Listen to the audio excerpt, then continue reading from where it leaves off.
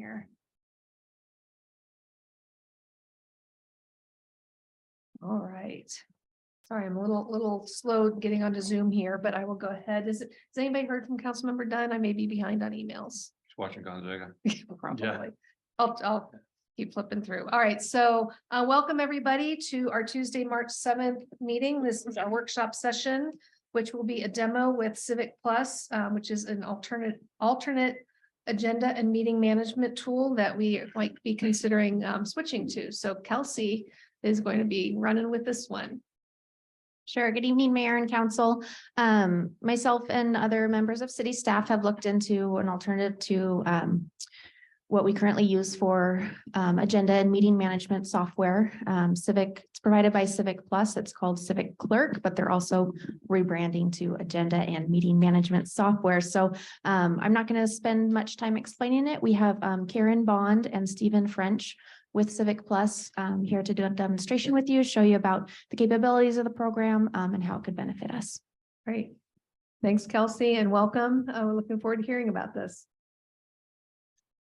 Welcome. My name is Karen Bond, and I am the account rep here for Civic Plus. I am joined today with Stephen French, our solutions engineer, who will be demonstrating the product. I'd like to start by sharing my screen and doing a brief demonstration, just a quick overview of Civic Plus, and then I will turn it over to Stephen.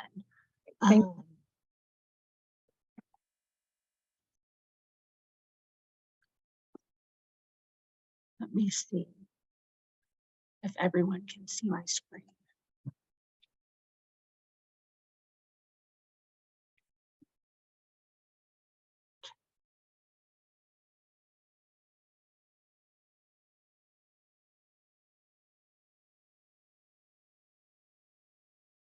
I think I'm gonna have to do this outside of presentation mode. If everyone can forgive me for that. Can you see my screen? We can. Does it now appear in presentation mode? No, you've got the slides off to the left. Okay. I have to apologize. I am traveling and I don't have multiple monitors to do that. So if everyone could just bear with me, I'd greatly appreciate it. We are Civic Plus. We work with over 4,200 clerks across the country. Our motto is that we want to make local government work better. We work with over 12,000 local governments, which equals over 100,000 administrative users and 340 million citizens that are impacted on a daily basis. This is what we've heard Liberty Lake say to us. They'd like to automate their agenda process.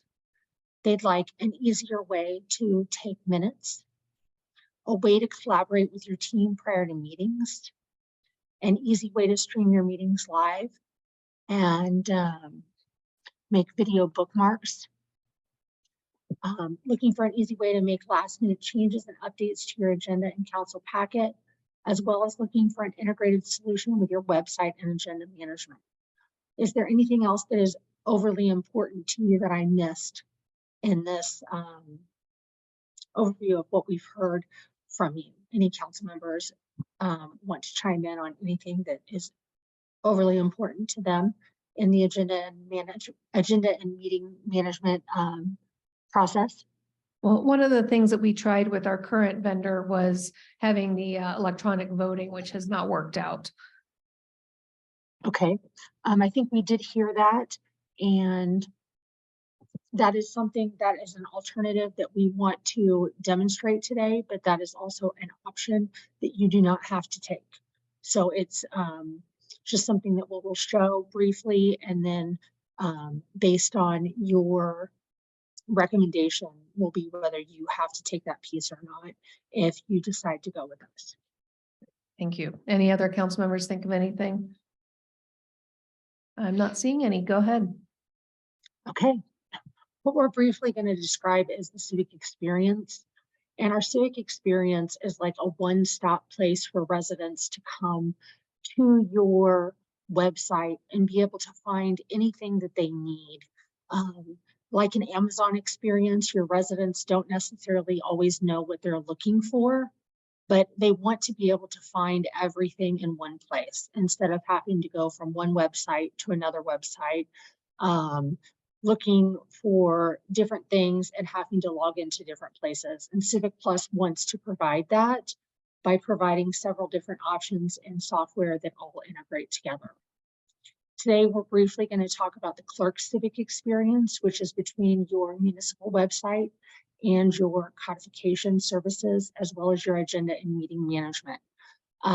We have a unique integration that works between the three like no other vendor can offer, and that's something that we hope to show to you today. Some reasons that we are chosen above our competitors is that we're scalable. We are custom built for the municipality, and we are built by clerks for clerks. We have clerks on staff that help design the solution, that help keeping it moving forward, and we keep the voice of the client in the very front of our minds when we make integrations and upgrades. We have many different integrations. We have one with Laserfiche, as well as Google Drive, Dropbox, OneDrive, and then of course with our website, our agenda management, and our codification services. We have won over 9 different Stevie Awards for customer satisfaction. Though we have rapidly grown, we still like to think that we are a very small IT company from Kansas with a small community, and we like to treat everyone like family. And that's something that drives Civic Plus day in and day out. From here, I'm going to allow Stephen French to do the demonstration and introduce himself as a former clerk and as an expert in this area. Thank you. Thank you, Karen. Thank you, everyone from Liberty Lake, Washington. It's a pleasure to be with you this evening. I am sharing my screen with you to show you first a very quick review of the back end, or what the staff would do to create the agenda and the agenda packet before it was released to the public as well as to the board members. We've created a draft item tonight of a rezoning. Staff would be allowed to go in and create a staff report or an agenda bill, which would be formatted and customized for the city of Liberty Lake to include whatever information and in what exact format city staff and council would like. City staff would be able to automatically assign resolution or ordinance numbers directly to the agenda item, as well as attaching agenda attachments. Now you can see that in my review here tonight, I've included an Excel spreadsheet as well as a very generic map to show the potential rezoning issue. The best thing about our attachments is that they can encompass a wide variety of attachment file types, including the Excel spreadsheet, as you've seen, a map, a Word document, PowerPoints, as I said, Excel, photos, maps from a GIS system. Just about any type of attachment can be incorporated into the staff report and then automatically converted to both the PDF and HTML formats when the packet is completed. When the packet is completed and sent out by staff, it is directed in 2 ways. One to the general public and one to the board. The board portal, differing from the public, would allow the board members to be sent securely anything that is confidential, such as attorney-client letters, a potential contract, anything that is obviously not to be seen by the general public, at least at the time of the meeting. The public packet would then include, as I've already indicated, all of the documents, all of the attachments, all of the agenda items that are obviously public in nature and can be seen by everyone at the time of the meeting. The board members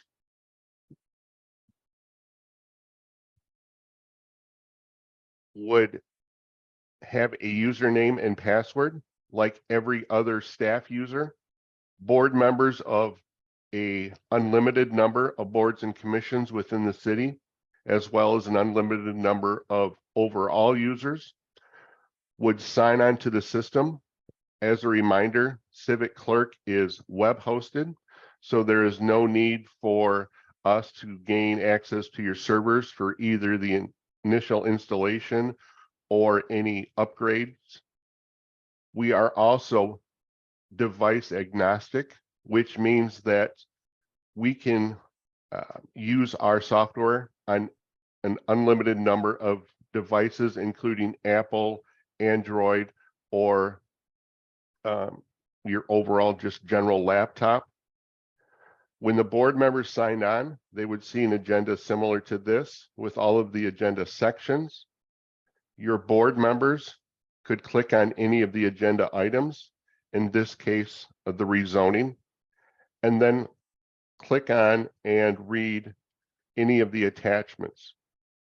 In this case, we have the staff report that I've created for this potential rezoning. This staff report that you see is just very generic in my demonstration system, but it will be exactly how staff would want it to appear, both in format and in general content.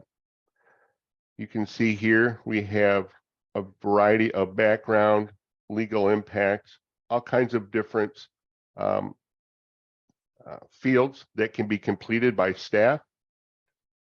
In addition, as I noted before, we have an Excel spreadsheet and a map that can be viewed by the board members. Clicking on this map, you can see it's already converted to PDF, although it's a very generic and most likely a very boring map. You can see that board members are also then able to make annotations directly on top of any of our attachments. So let's say a board member had a question over a specific part of this map. They could simply freehand draw a circle, or they could enter a text box and type in any questions or any comments they had regarding this specific map in question. Board members are also able to type any notes or questions that they have regarding this particular agenda item.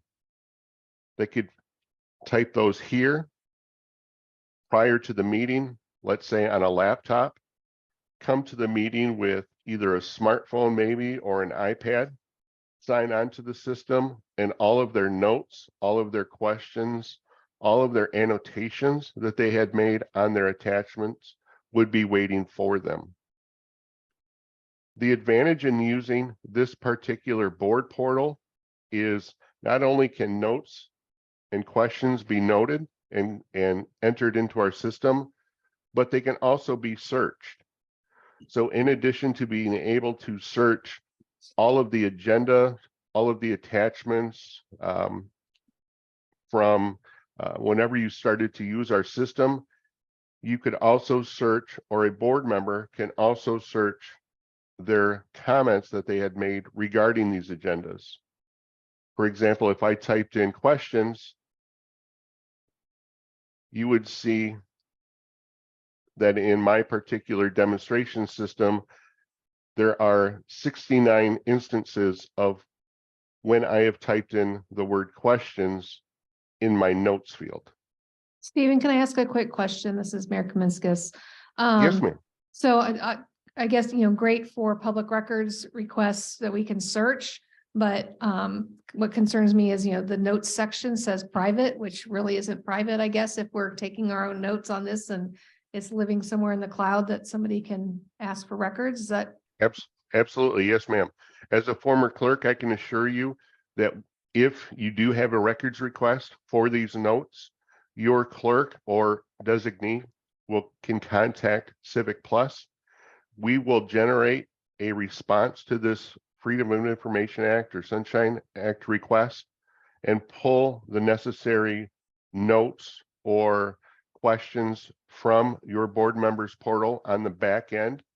And we can comply with that request without us having to ask your board members for either screenshots or passwords. So my guess would be not a lot of us would be using that. Or we would It's- be very careful. It's absolutely. Okay, thank you.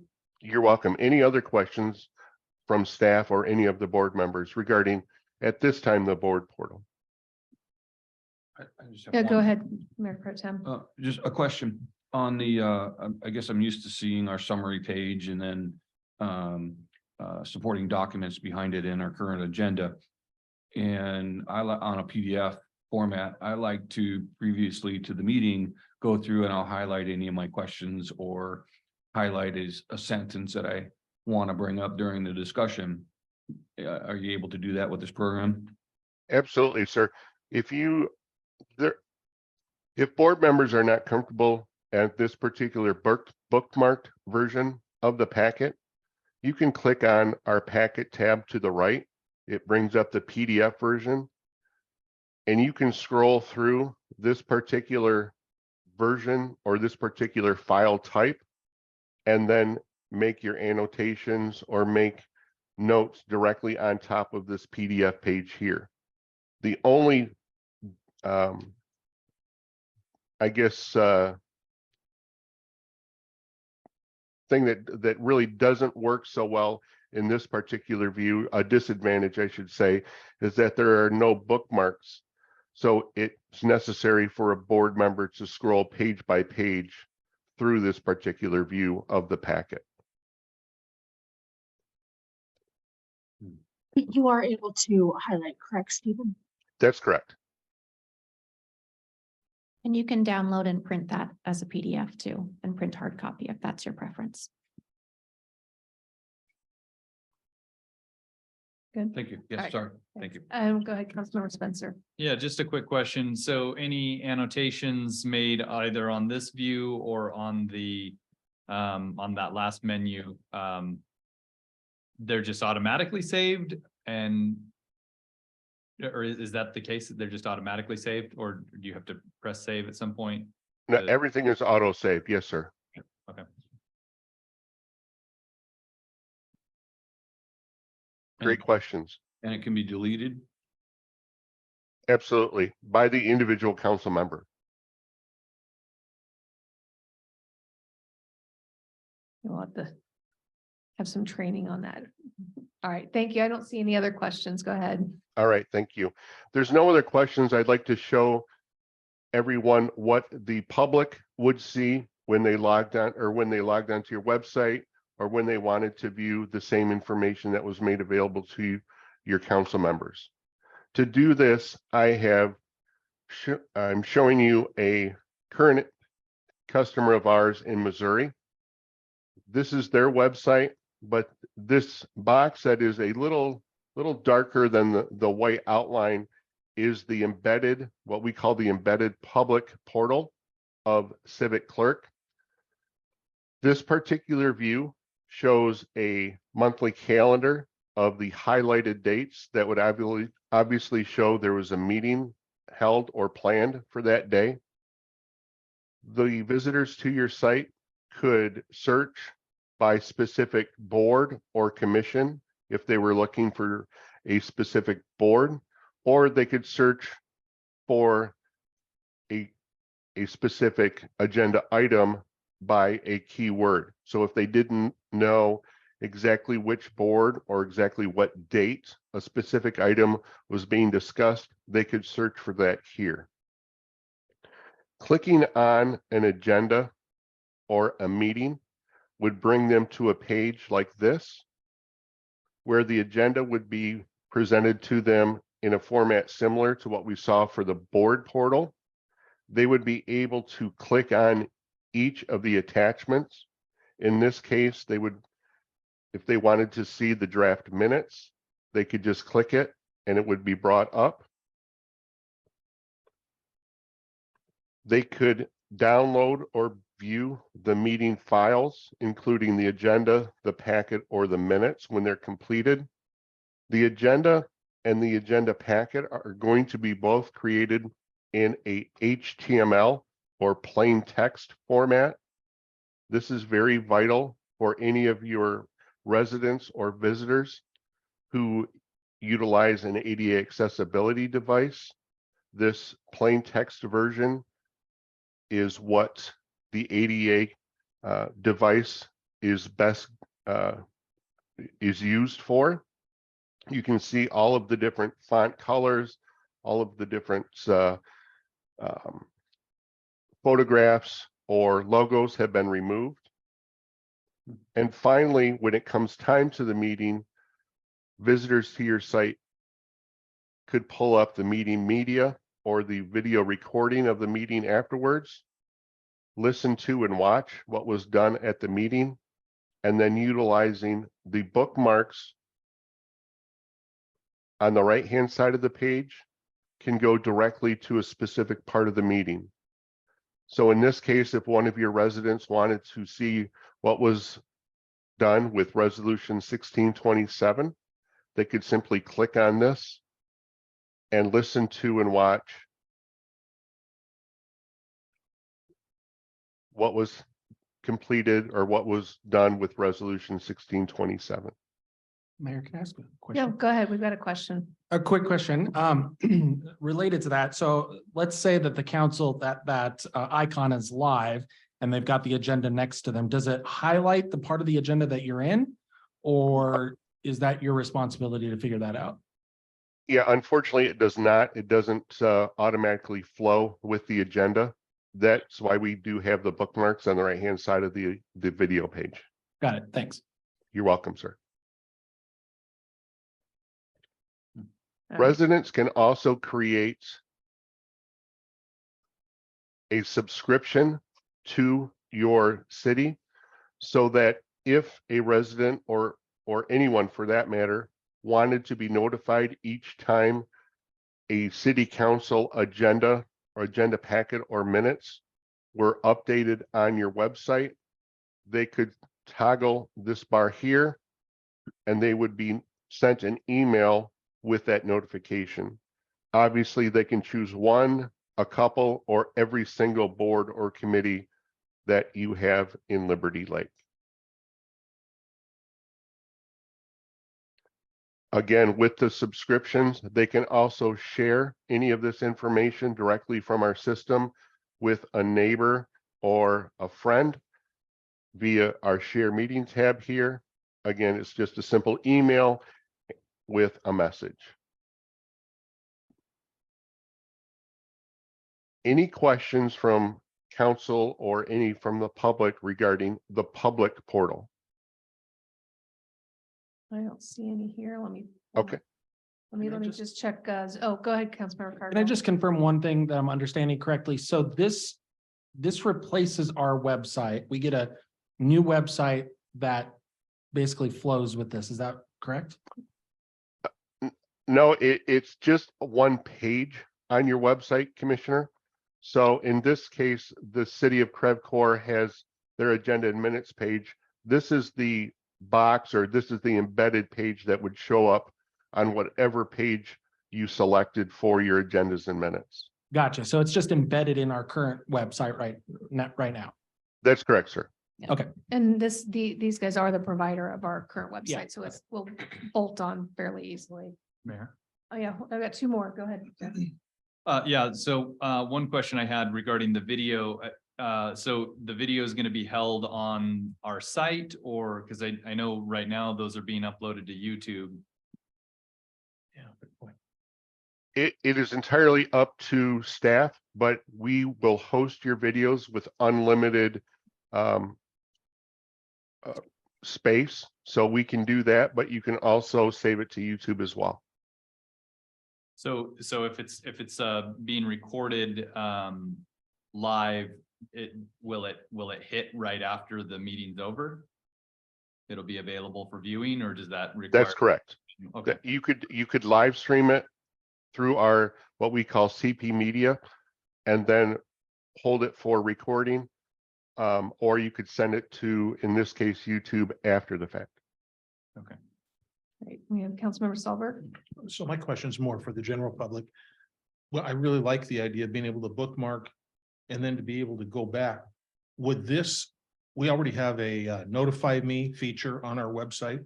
Could this completely take that over so that a citizen go to one place, click on it, and then he or she would be notified of any of the things they're interested in? It does not right now, Commissioner, but that is on our roadmap to very quickly integrate the feature that I showed you with the Right. with the subscriptions to the Notify Me. Absolutely. Yeah, I think that'd be very helpful for the public that wants to know. Thank you. And we've got one more, Councilmember Cargill. One follow-up on the video. So the way we do it right now with Zoom, it allows people to give public testimony just over Zoom. We basically invite them to open their mic or whatever. So can we do that on this? Are we streaming our Zoom feed, or are we streaming under a different type of video platform? This is going to integrate with your Zoom. So whatever you do with your Zoom feed is going to end up on our CP Media. So it will allow you to maintain your current format with taking public comment via Zoom. Great. Okay, thank you. All right. I think that's it for the council. Oh, wait, one more. Councilmember Dickinson. Have we heard anything about voting yet? It's an add-on that we can do. That'll come later in the presentation. All right, go ahead, Stephen. Okay, I just wanted to make sure there's no more questions regarding the board view or the public view. And now I'll get to what happens at the time of the meeting.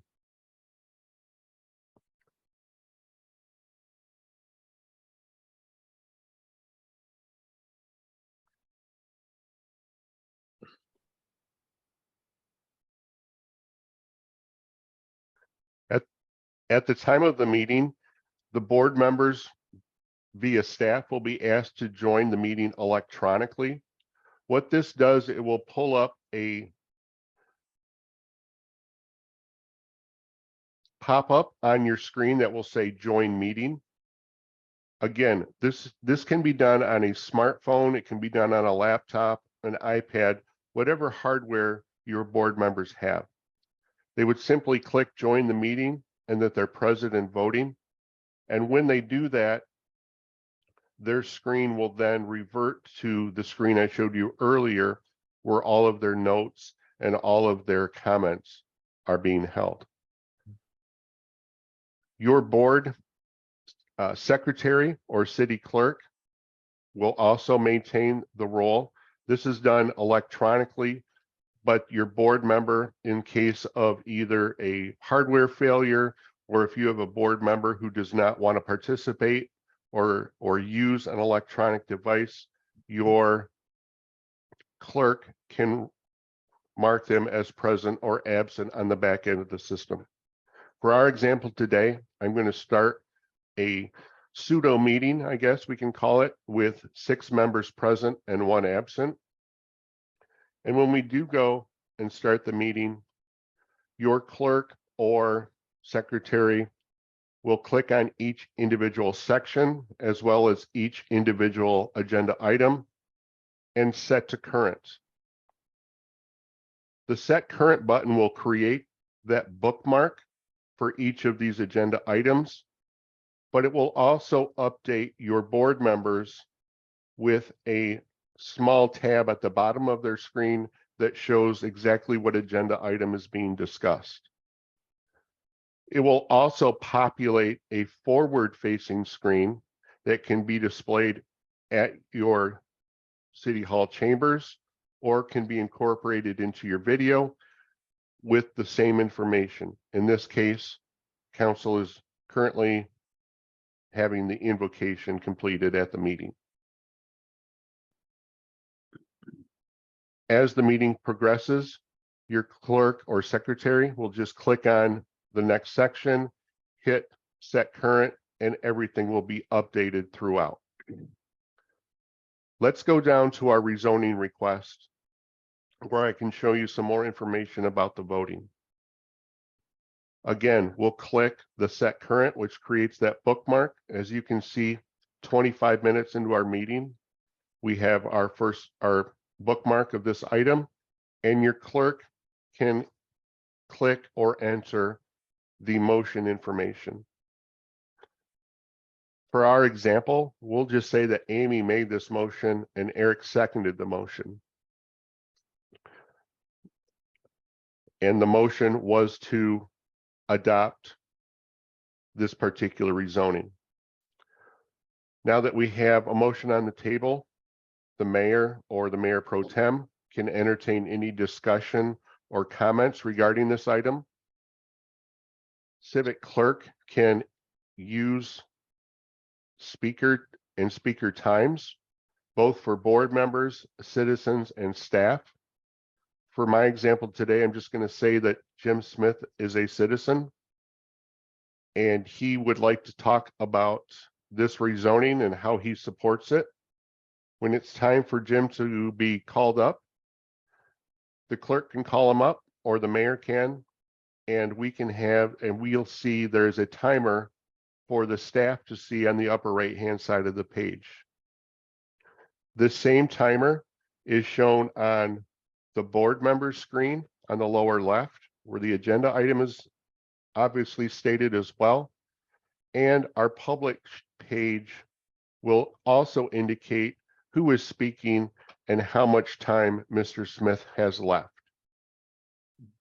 When he gets below 30 seconds, the timer turns red.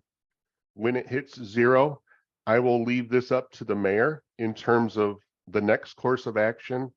We have had some requests at Civic Clerk for a trap door, but that has not yet come to fruition. So you'll have to wait for that next upgrade for your chambers.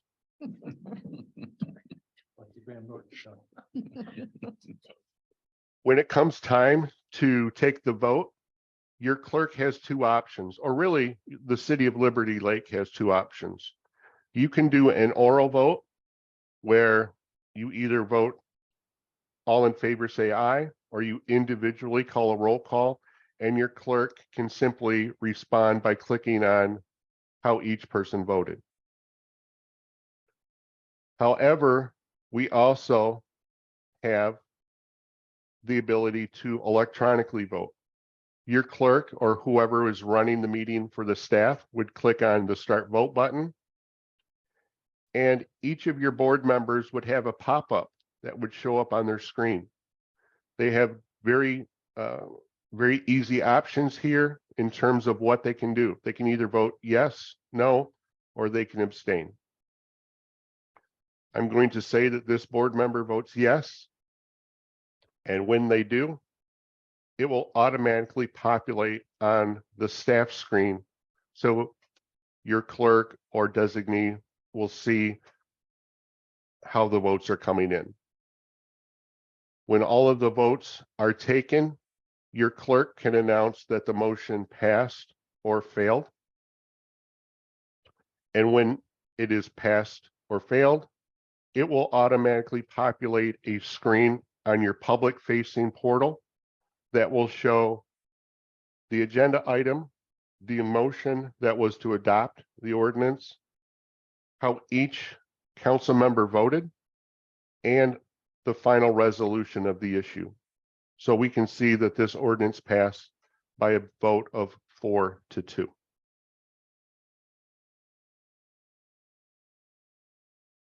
Are there any questions on the electronic voting or anything else that would happen during the meeting?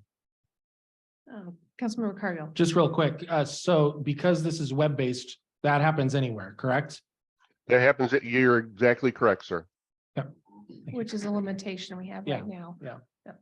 Anybody else? Dan, any questions? No. Anybody? Mayor Pro Tem, go ahead. It may speak to it later, but so 3 months down the road, I or a citizen wants to revisit this vote. How easily is that attained? Can you clarify, Mayor Pro Tem? I'm not sure if they revisit what that means. I want to, I don't remember who voted which way, so I want to look at it again 3 months from now. That In possible? our minutes, this box here will be completed by your clerk to add whatever information is going to be included in your minutes. Our minute snippets tool will allow your clerk to very quickly and easily enter in the vote that was taken, as well as how each person voted and the motion passed. In addition, the Civic Plus and Civic Clerk has an analytics tab, which really provides you with a multitude of different reports that whatever information goes into the system can be pulled out of the system in a report. So if I was, let's say, I would never do this because I support all of the existing city council members in Liberty Lake, but if I ever wanted to run in opposition to a city council member and I wanted to say, how many times did that council member vote no? He or she always seems to vote no on everything and hold up progress. We could pull up all of the times you voted no, or we could pull up an attendance record of every meeting, or how many times did a council member make a motion or second a motion. So there's many different ways to pull information out of Civic Clerk, both through minutes as well as our analytics tab. And then Stephen, we can also show on the public portal, it documents the M or the V as well, correct? Absolutely, and I'll show that in just a second. Thank you. All right, any other questions from council? I don't see any. All right, just a couple more things, Mayor, if I may. Sure. The same portal that I showed you from CrevCore, this is my portal for the meeting I just created, and pulling up our meeting that we just held regarding this rezoning. A citizen can click on the meeting overview and instantaneously, upon putting this motion and vote into the system, a resident could click on the motion and vote tab and see exactly the motion that was made, who made the motion, who seconded the motion, and how each person voted. And this is on the public or forward-facing website page of your page of Civic Clerk.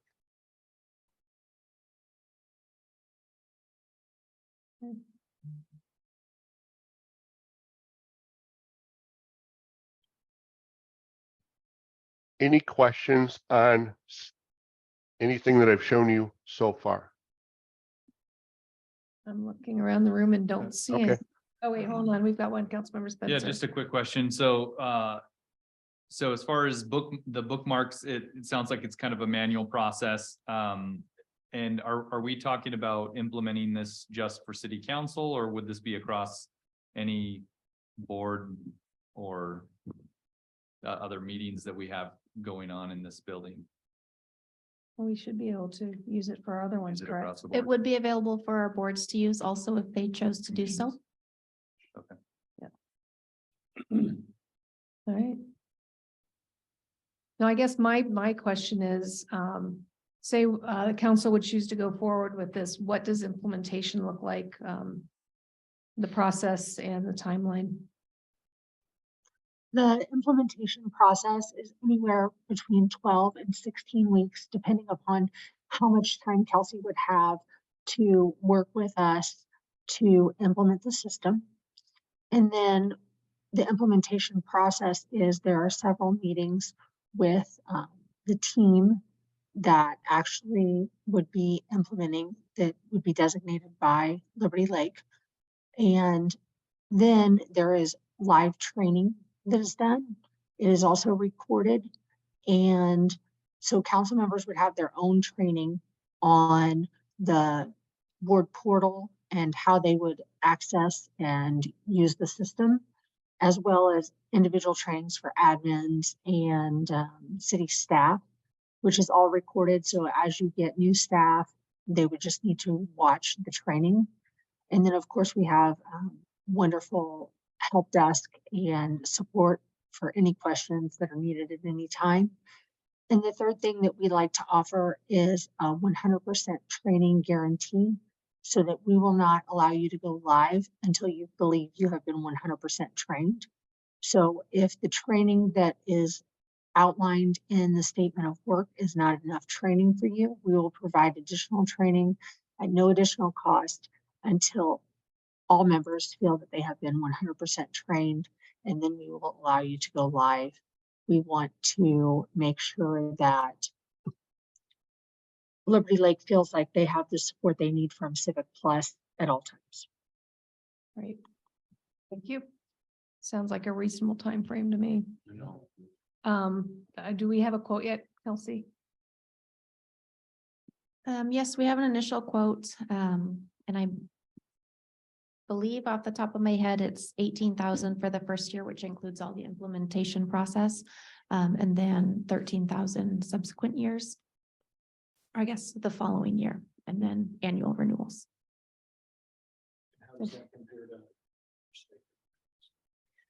Slightly more expensive per year, but my opinion would be that the benefit would outweigh the cost to have a program that's reliable, that doesn't rely on one machine, one server in our council chambers, to be cloud-based, far less interruptions with meetings. And if it saves your time, that's money Yeah. as well. So, And particularly how well it integrates with our existing website too. got it. Councilmember Cargill. Are there other cities in our area that, or counties that use this? I can speak to that. Spokane County uses it. I've got a brief feedback from their clerk of the board. She gave a positive review. I have a meeting tomorrow morning with her to go more in depth about how they've liked the program. I reached out to a couple others in Washington, Lake Stevens, Longview, and two others. I haven't heard back from them yet, but I'm working on gathering some feedback also. And the mobile part, if people are looking at it on their phone, is it same ease? I know that when I tried to look at the Spokane County one, I was wondering about Spokane County. On my phone, it's a lot harder to navigate than on the desktop. Does anyone know? Might let Stephen or Karen speak to that. This would be the particular view from a phone or a tablet. It is all mobile optimized, although we don't recommend using a phone because of obviously the small screen. Everything that you see can be used on a smartphone. We recommend obviously a larger screen, but would be the tablet view of our software. Okay, thank you. And I think with our current software that we tried to implement the voting on, you couldn't vote if you weren't in the room. Correct. So that's another improvement. Okay. Mayor, if I may, I have one additional option that I'd like to show the board before I turn it back, if that's a possibility. We got one more quick question before you do. We've got about 10, maybe 8 to 10 minutes left. Go ahead. I apologize. No, it's okay. I guess the two questions I had were, it sounds like the voting and perhaps the bookmarking were both extra fees. From the packet information, it seems like that was an add-on rather than something included. So I was just curious how much more that adds. Kelsey, was That- that? I That would should be added in everything, but if you choose to not use it, then that would decrease the price. Oh, okay. Right. Okay. So what is included? Yeah. Yes. All right. Go ahead now, Stephen. Sorry about that. Thank you, Mayor. I apologize. Here is the integration, as staff just mentioned, that we have between Civic Clerk and your website. I'm going to use an existing client of ours in Port Orange, Florida, to show you this. A resident to your website came and searched for, let's say, the word chicken. not only would they receive a search result of your site. So in this particular example, the city of Port Orange has an urban chicken permit application, as well as they have a chicken coop restaurant. In addition to all of these hits, you can see that the agenda and minutes tab would also give you results based on the documents from Civic Clerk. So not only would your residents be able to search your website, but at the same time also pulling all of your agendas, minutes, and attachments that have the word chicken somewhere in those documents. So while they can see in this case the urban chicken permit application, your residents can look back and see, well, ordinance 2017-01 is what created that particular application. They could click on this link and go back to the public facing page, see all of the staff reports, all of the attachments, and even watch the audiovisual recording of the meeting that dealt with, in this case, the urban chicken permit application. And with that, that's all I have this evening, Mayor. Again, I'm also always available for question.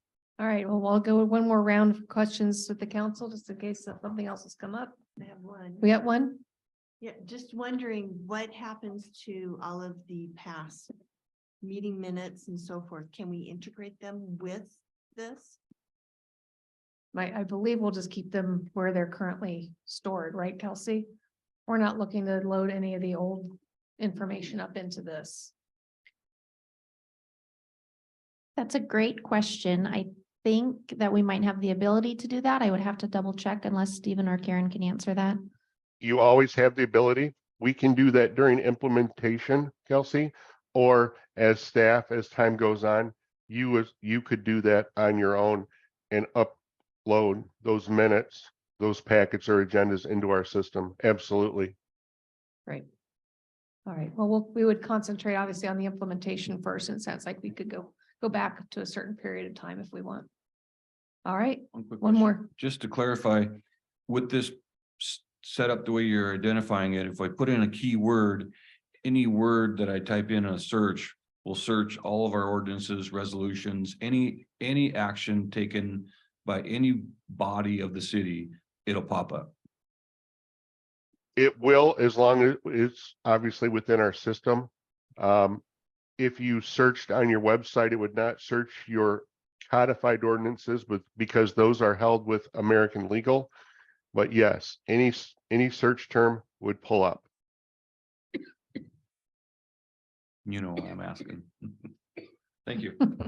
Make it a lot easier to read some of these items. Right, and Councilmember Dunn. If I just clarify, so currently, Kelsey, quick check, ordinances are captured how? We have those posted in our archive center on the website. As a PDF document, I think, Yes, and those are scanned as image, so they can't be indexed, right? My last check in the inquiry was the image raster-based image cannot be indexed for words. right. So to clarify your question, Oh. we cannot search our ordinances right now. Right now. But could we with this? There is no change to our ordinances with this application. Could the ordinances be uploaded to this system? All right. Perhaps the ordinances, as a general rule, are included in the council packets. And so those would come up in your searches. You would not, I guess, find the signed final copy, but it would be a reference point to then go to the archive once you have the ordinance number. Thank you, Dan. Well, we'll obviously have a follow-up workshop for this, and I'm sure there will be more questions by then, and we'll take the next steps at that time. So we'll put a follow-up workshop on the agenda, and maybe we'll have you guys there just in case some additional questions come up if you're up for that. Absolutely. Thank you, Mayor. Go ahead. Just as a clarification, is there enough interest right now to gather a finalized quote to consider for an action item? Well, it sounds like we've got a quote that will get us as far as we can right now, and then after further workshop, if there's other things we might want them to add, or quote, maybe additional implementation things. Instead of going through the exercise again now, let's maybe wait till we get out through the workshop and see if there's anything more. That's okay with everybody? The other thing I might add, if council is interested in just moving forward with an action item and a quote, the quote we currently have does include the voting feature and the implementation. If council so choose to put that on the next agenda, I would be happy to entertain that. We are bumping up against the end of a current contract and would be nice to have something certain in place before that expires. When does it expire? The 24th of this month, I believe. What's the notice period for cancellation or non-auto renewal? I'll have to double check with that and check with Kyle. That's critical. Yeah. So let's take a look at that tomorrow morning. Okay. All right, We want us. Sounds like we Yeah, need to that have was it on the fine. next agenda then. yeah, You want a formal motion or just? we'll just, You know, like we've done before, just, we have enough interest to make it an action item in the future. So that- I see heads nodding. I don't see any opposition, so we'll put it on the next agenda. Okay. Thank you. All right. All right, we're gonna take a 9-minute break here. We will be back for our regular meeting starting at 7 PM. Thank you, Karen. Thanks, guys. Thank you. All right. All right, everybody, welcome to our Tuesday, March 7th, 2023 City Council meeting. We are here in council chambers and obviously also have the remote option by Zoom. We are going to go ahead and start with the invocation given by Councilmember Dunn, then followed by the Pledge of Allegiance. If you please join us. Father in heaven, we are grateful for this opportunity to come together as a community, to listen and to speak of the place we call home. Inspire in us imagination and wisdom to do the right thing. Amen. I pledge allegiance to the flag of the United States of America, and to the republic for which it stands, one nation, under God, indivisible, with liberty and justice for all. We'll go ahead and call the meeting to order and run through the roll call real quick. Councilmember Cargill. Present. Councilmember Kurtz. Councilmember Van Orman. Here. Mayor Pro Tem Foliar. Here. Councilmember Spencer. Present. Councilmember Dunn. Happy to be here. And Councilmember Solberg. Here. All right, we've got all present and accounted for tonight. Thanks for coming, everyone. We are on to our agenda approval. Mayor Pro Tem. Make a motion to approve the agenda as published. Second. Seconded. Okay, we got a second by Councilmember Solberg. Any discussion, questions? Not hearing any. All in favor of approving the agenda as published, please say aye. Aye. Any opposed? All right, not seeing any. Motion passes 7-0. All right, citizen comments. It came quick. So if you're here in chambers and would like to make a citizen comment, we've got little half sheets over on the table by the door. If you would fill one out and pass it to Kelsey at the end of the table over here. So she can make a note of who's speaking and then I'll get it to me. If you're on Zoom and would like to make a public comment, go ahead and send a note in the chat feature to Todd Henderson, our meeting host, and he will let me know. Just a reminder that public comments are strictly that, no back and forth with the council.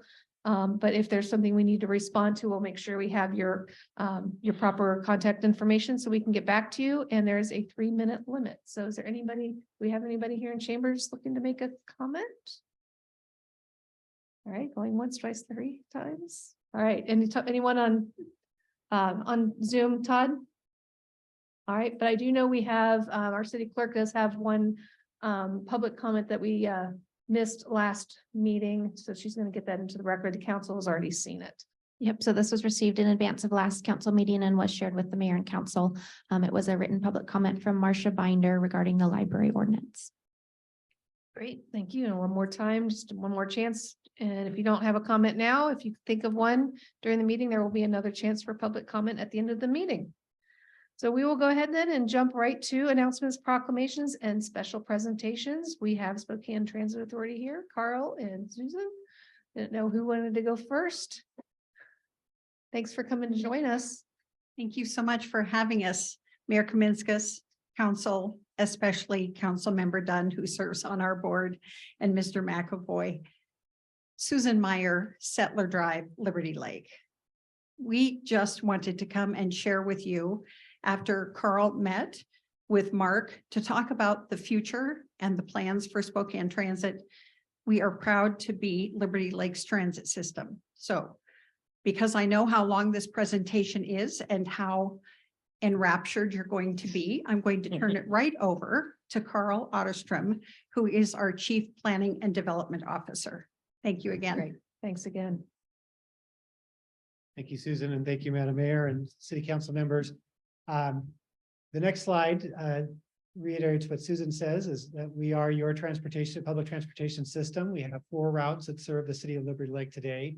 We also provide paratransit and rideshare, and we are planning for more express service as well as a new park and ride in the future. The next slide, go there, is to introduce Connect 2035, STA's efforts developing the next comprehensive or strategic plan rather for the organization. And this past year, the STA Board of Directors adopted, after many workshops and efforts, the first phase of this, what we call the strategic foundation. Next slide. So this strategic foundation, the overall scope of the Connect 2035 really is what's next for the next 10 years for STA. The strategic foundation was completed last year. There was robust community engagement. And in the process, the STA Board of Directors revised its agency mission and vision statements and developed a series of goals, strategies, and headline performance measures to guide the planning and implementation of STA over the next 10 years. The second phase of this strategic planning effort is set to kick off this summer, and we're getting ready to do that through procurement of consulting services, as well as meeting with you today and getting some input if we can on this effort. But we hope as part of the second phase to identify, evaluate, prioritize, and a program of projects for actions over the next 10 years, and expect to conduct, again, extensive public outreach. Next slide. So in the first phase, to recap what has taken place, we worked with the board and with 27 community leaders across the region to get their input on where STA is, where we're heading, what they'd like to see in the future. We also conducted an online survey, over 800 comments or participants on that survey, held 6 listening sessions, and those were held in conjunction with community organizations. So really in their space rather than them coming to STA.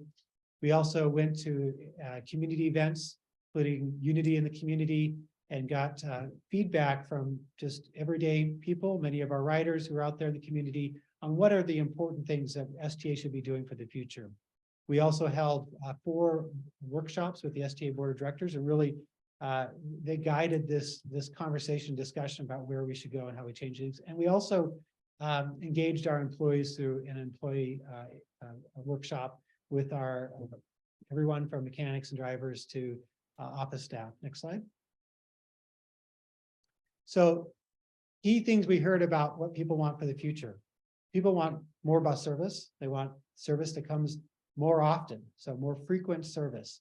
That's something we have prioritized over the last decade, but as we look to the next decade, it's still a high interest for our riders in the community.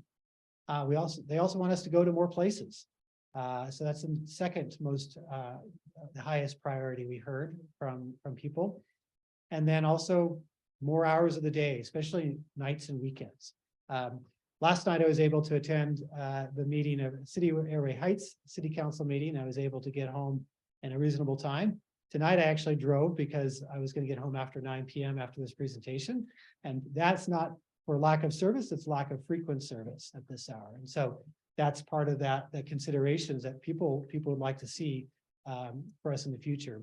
And then people see STA, its position in the region as a public transportation provider, as really complementary to the opportunity to be a leader in sustainability and climate change issues.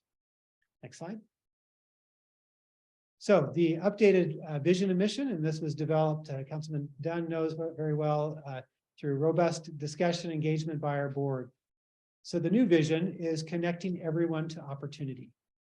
And our previous vision, just for context, was to be a source of pride for the region. So this really speaks more directly to our role as a transportation provider and what we do in connecting people to jobs, to services, to education opportunities, and to, for many people, the essential aspects of their lives.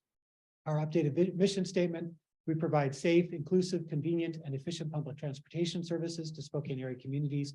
We are leaders in transportation and a valued partner in the region's social fabric, economic infrastructure, and quality of life. Next slide. So the plan, this foundation that's been developed, there are three main goals. First, to elevate the customer experience, and this really captures everything about the service we provide in the streets today, and providing more of it, more places, different kinds of service, maybe new modes that smaller vehicles that are on demand in certain areas. The second goal, lead and collaborate with community partners to enhance the quality of life in our region. And goal 3, strengthen our capacity to anticipate and respond to the demands of the region. Next slide. So the first goal, there are 4 strategic strategies associated with this, and each of these address different aspects of service to our community, adapting mobility options to attract and serve more people, advancing frequent, easy to use, fast and reliable service, delivering an outstanding door-to-door experience, and creating a welcoming, comfortable, and safe, secure environment for all our customers. Next slide. The second goal really speaks to how we relate to you as a city, nonprofits, other businesses, community, and the community. So collaborate to enhance access to transit, and that can feature many different actions and objectives. The second strategy, support community partners to amplify community benefits of transit. And lastly, proactively initiate partnerships to promote and help employers, service providers, and residential development to locate near high frequency transit. There is efficiency that's gained, and also it means there's less sprawl or development beyond in areas that perhaps are less efficient and effective to serve. Next slide. The third goal of the strategies: develop, prepare, and empower our team members, engage in proactive assessment and planning, and deliver strategic long-term investments most beneficial to our communities, and to exemplify financial stewardship to maintain public trust and organizational sustainability. This speaks to how we run the ship, how we work internally, and the tools we maintain and preserve, and also empower our employees with. Next slide. So this is a timeline of the second phase of the plan. Again, intending to start in July of this year and complete the work by end of next year with board adoption of the full plan. So based on that strategic foundation, bringing the full plan to life November of 2024. Just high level, you see the 2 top actions or activities, project management and community engagement. It'll be key. Obviously, good project management, but coupled with that ongoing dialogue with our stakeholders, with our riders, with our employees. And then the other activities and tasks have more of a sequence to them, including developing funding scenarios, as well as analyzing our capacity as an organization, where our strengths and weaknesses, where can we grow internally in terms of our capacities to deliver effective transit. Our fixed route network assessment, to actually look at our system. Are there parts of the system that perhaps there's opportunities to grow it, or maybe even change it to a different kind of service and maybe more effective in an area that fixed route is not suitable for. Developing an initiative list, and this would be a list of projects, strategies, policy changes, other actions that drive us toward those 3 goals. And then take that list of initiatives and winnow it down through criteria, through programming and prioritization with the board to come up with a shorter program and action list that could be implemented, and calibrate that against performance measures. And so ultimately that leads to a final plan development again next year in the end of the year. So the next slide. We are interested, if I may, Mayor Kaminskas, ask you and the council members for any input you have tonight. And I'll just read through all these questions, and you can, again, subject to your rules of engagement, provide feedback to these. So the questions are: how do you see these goals and strategies aligning with the city's priorities for the next 10 years? What opportunities do you see for the city and STA to collaborate in the next 10 years? How would you like to participate in the phase 2 of the Connect 2035? And what public engagement strategies have worked well with your citizens? And I should note, I did meet with Mark McAvoy as well as Lisa Key and David Williams early last week and got some great feedback, but we'll add to that tonight, I hope. So thank you for your time and happy to answer your questions or receive your feedback at this point. No, we'll go ahead and take questions. I will say, timing's good. We just had our first meeting on our only 5-year strategic plan, but topic of transportation did come up, so we're getting started. Any questions or input from the council? Councilmember Dunn. So Carl, the reference to transit-oriented development is something that I'm interested in personally for our work or our future development here in Liberty Lake. Could you further explore or explain that reference? Sure. So as far as STA's involvement, obviously we are a provider of public transportation. And we like to see our services used well. And so if there are opportunities where either with a private developer integrating transit into that development, or else even looking at our own facilities that we have, and are there ways to bring development on those sites to the benefit of really delivering an effective product for the taxpayer, but also housing opportunities around transit facilities. So it could be multiple facets of that. Obviously, there's state interest in TOD that's kind of wrapping on top of all of this. But as far as STA is concerned, it may be both partnerships and engagement. I'd also suggest it implies both a public and a private partnership in reference of land use and land use in specific locations to support further the use of transit, alternative to just single trip automobiles. So, thanks. Great point. Thank you. Go ahead, Councilmember Solberg.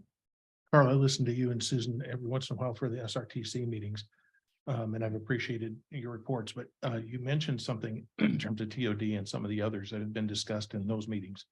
And that is, how dependent are we on the legislative session and monies getting over this way to be able to help you accomplish your 2035 goals?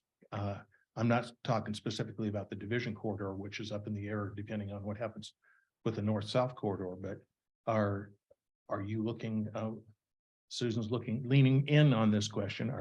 Are we hearing good news coming from the west side that they're going to support east side transportation needs for you?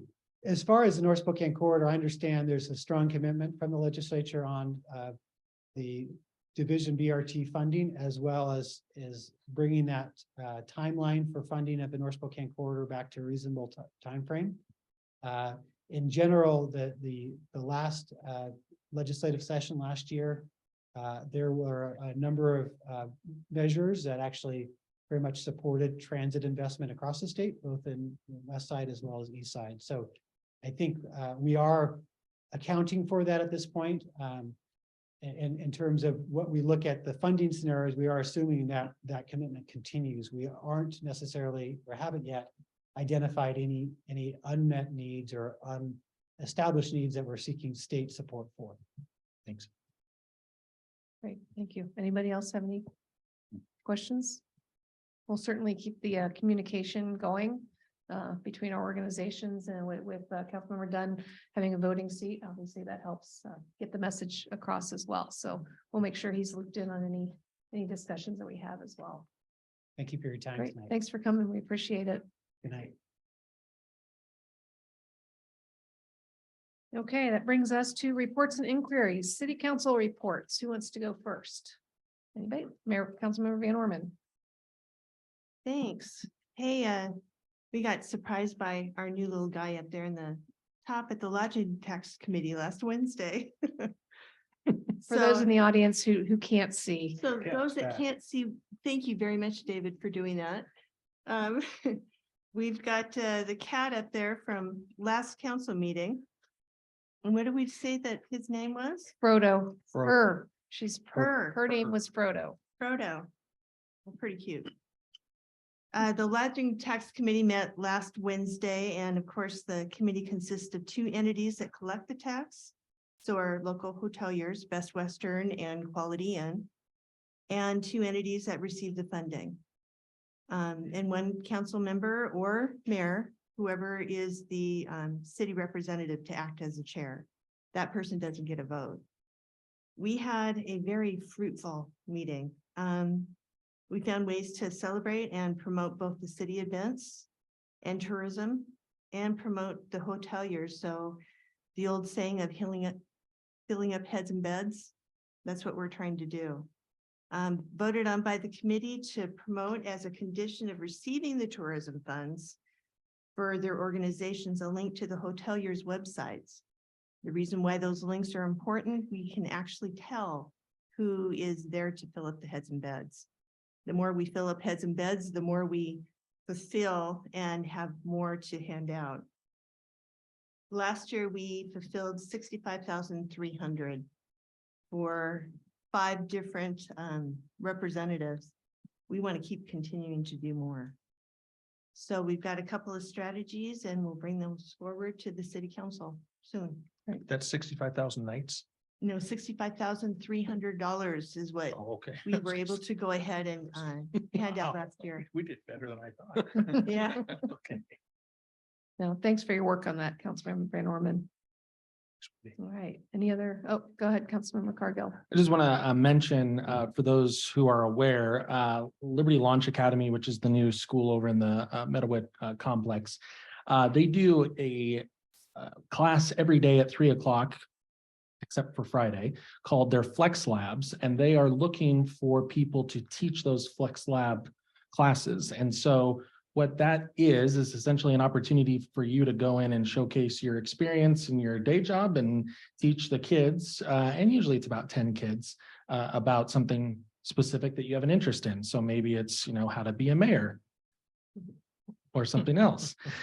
So contact Sam Abrams if you're interested in that, but they're looking specifically for mid-April to end of May, I think it is, for any type of class, cooking, politics, whatever. Great, thanks for Thank you. letting us know. All right, Councilmember Dunn. The 18th annual father-daughter dance last Saturday was a great success. 350, I think, in attendance. Usual melee, I call it. What I really most appreciate is the number of people who truly live this experience.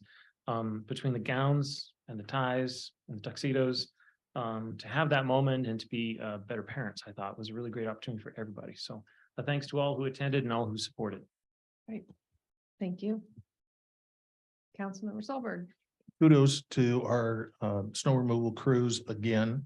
I'll continue to post it. And I know that there's 1 or 2 critics out there, and I really could care less to hear from them because when I'm out early in the morning, our crews are out doing an excellent job. And then we have another, our crew lead, our main crew lead here, our city manager did a heck of a job facilitating our strategic plan meeting last Saturday. And we did do some work. We didn't take any naps. We did get lunch, however. And I think we're well on our way to having a plan for the next 5 years that everybody can get behind. And then Dan and I are going to go, and anybody else who wants to go tomorrow at the Discovery at Center Place at 4 o'clock for the homeless connection to the City of the Valley, and other municipalities will be there. It's an open house. Thanks. Great. Anybody else? Wow, lots of council reports. I like this. All right, mayor's report. I want to reiterate, thank you to everybody, council members and staff who took 4.5-ish hours out of their day on Saturday to work on the retreat. It was Mark, thank you, because it was nice to sit back and be a participant instead of trying to lead it. So great job. You're living up to every expectation and hope I had for you. So keep it up. We appreciate it. What else? So I apologize to the council for not getting my report out in writing. We had some family stuff going on that we're still dealing with. So I've got a couple things of note. Obviously, this time of year, still concentrating on legislative items. I sent everybody a link to a bunch of information on the middle housing bill. So take a look at your email for that. Quick update on police pursuit. There's a House bill and a Senate bill for that. Helps out a little bit with the pursuits with regards to reasonable suspicion versus probable cause, but it leaves out being able to chase down stolen cars. So, I mean, I know that Air One has been very helpful lately with that, but that's a very expensive option to trying to track down a stolen car. Good thing is with us here, you know, we've got our flock safety cameras and we've got our drone on order and 2 certified operators in our police force. So if it's possible that we could use the drone for that, but was really hoping that these bills would go a little bit further in helping with the pursuit. And Mayor, just a Yes. quick update on that. They tried to get one of the bills to the floor last night. and it Oh, did failed. they? Okay. Last update I Yep. had was yesterday, so Yep. thank you for Yep. that. So yeah, it says, yeah, they're in House Rules and Law and Justice. The Blake decision, House Bill 5536 has passed the Senate. It's in the House again as of yesterday. If there's more updates. It's been amended to gross misdemeanor only, not felony. You were got ahead of me. Yeah. Yeah, so drug possession, gross misdemeanor with pretrial diversion passed the Senate. So it's in the House.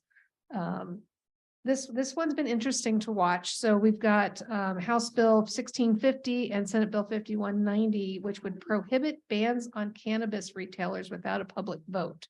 So we currently have a ban. I'm not clear. And again, Chris, you might be able to fill me in on this. We do have a ban, so I'm assuming that we would have to take this back out to public vote. I don't think we would be grandfathered in to keep it. So that will be interesting, though. A lot of our zoning currently prohibits just by zoning. We have a lot of keep out areas here. So a couple of important dates. 3/8 tomorrow is the House of Origin cutoff. 3/29 is the opposite House Policy Committee cutoff. So we're watching those. I did get it's nice having great relationships with your local representatives. Mid last week, I got a text from Representative Suzanne Schmidt.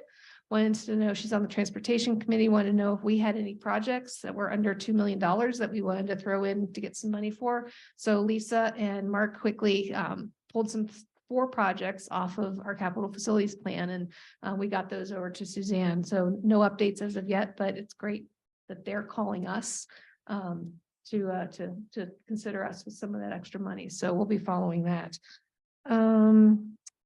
Just high level, we had the Greater Spokane Valley Chamber retreat, full day session last week. Visit Spokane. Tom, thank you for attending that meeting in my place while I was at the retreat. Is there anything you wanted to report out of that? Okay. Let me see. First time I've attended the annual breakfast for the MAC. Learned a lot about the MAC that I didn't know about. So if anybody here or in the audience knows of any corporate partners that would like to get in touch with the MAC, they have basically a corporate pass that the company can buy, which will allow their employees to access the MAC. So as I'm thinking of them, I am getting them over to their team to try to boost usage over there. And I learned a lot.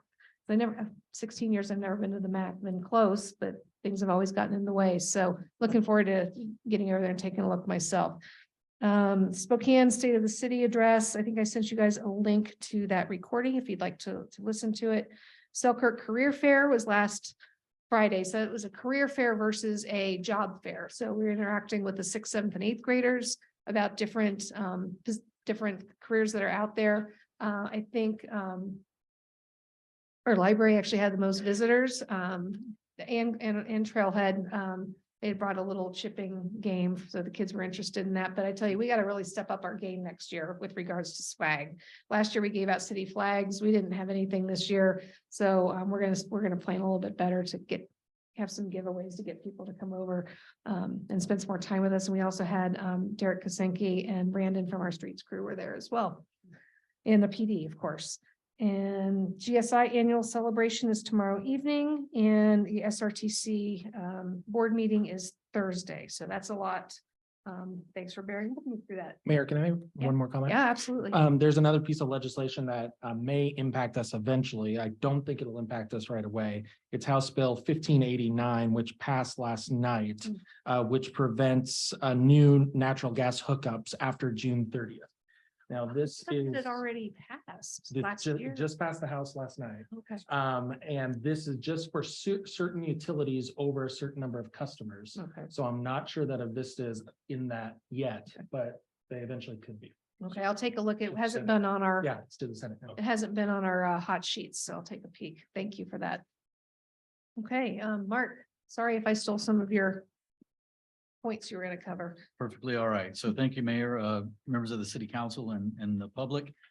Quick update regarding the legislative session. The mayor covered a lot of specific bill information, and so I'm not going to retread on any of that, but we are in the 58th day of the session, and as she mentioned, tomorrow is the House of Origin cutoff. And so what that means is of the 2,090 roughly bills that were introduced, unless something changes between now and tomorrow, approximately 540 of those are going to continue through the process. And so it'll be a little bit easier to keep our eyes on certain pieces of legislation like the ones that have been mentioned here tonight. So we'll continue to do that and brief the council as things are progressing through the rest of the process.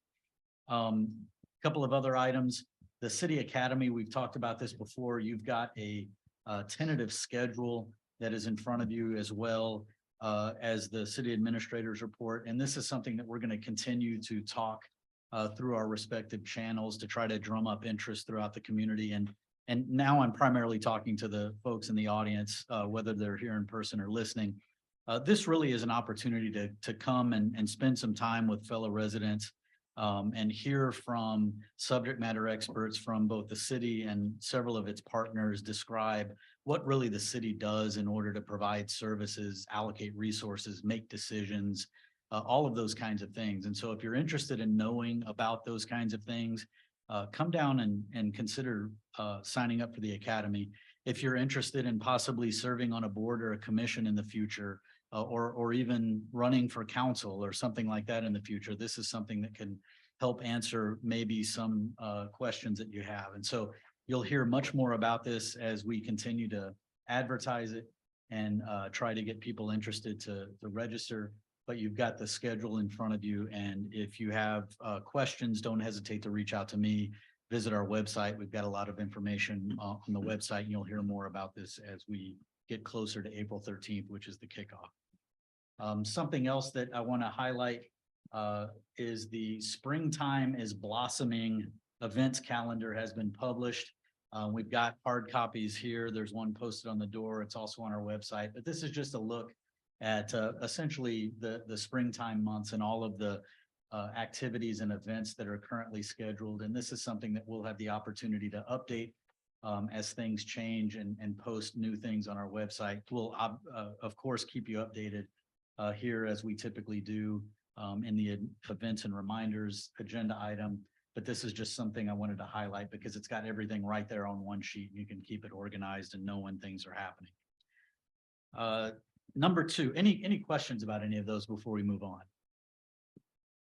Okay, number two on the agenda is the Well City distinction that the city has received again, and I'm going to invite Heidi Workman to give you just a brief overview of what that is and what it means to us financially.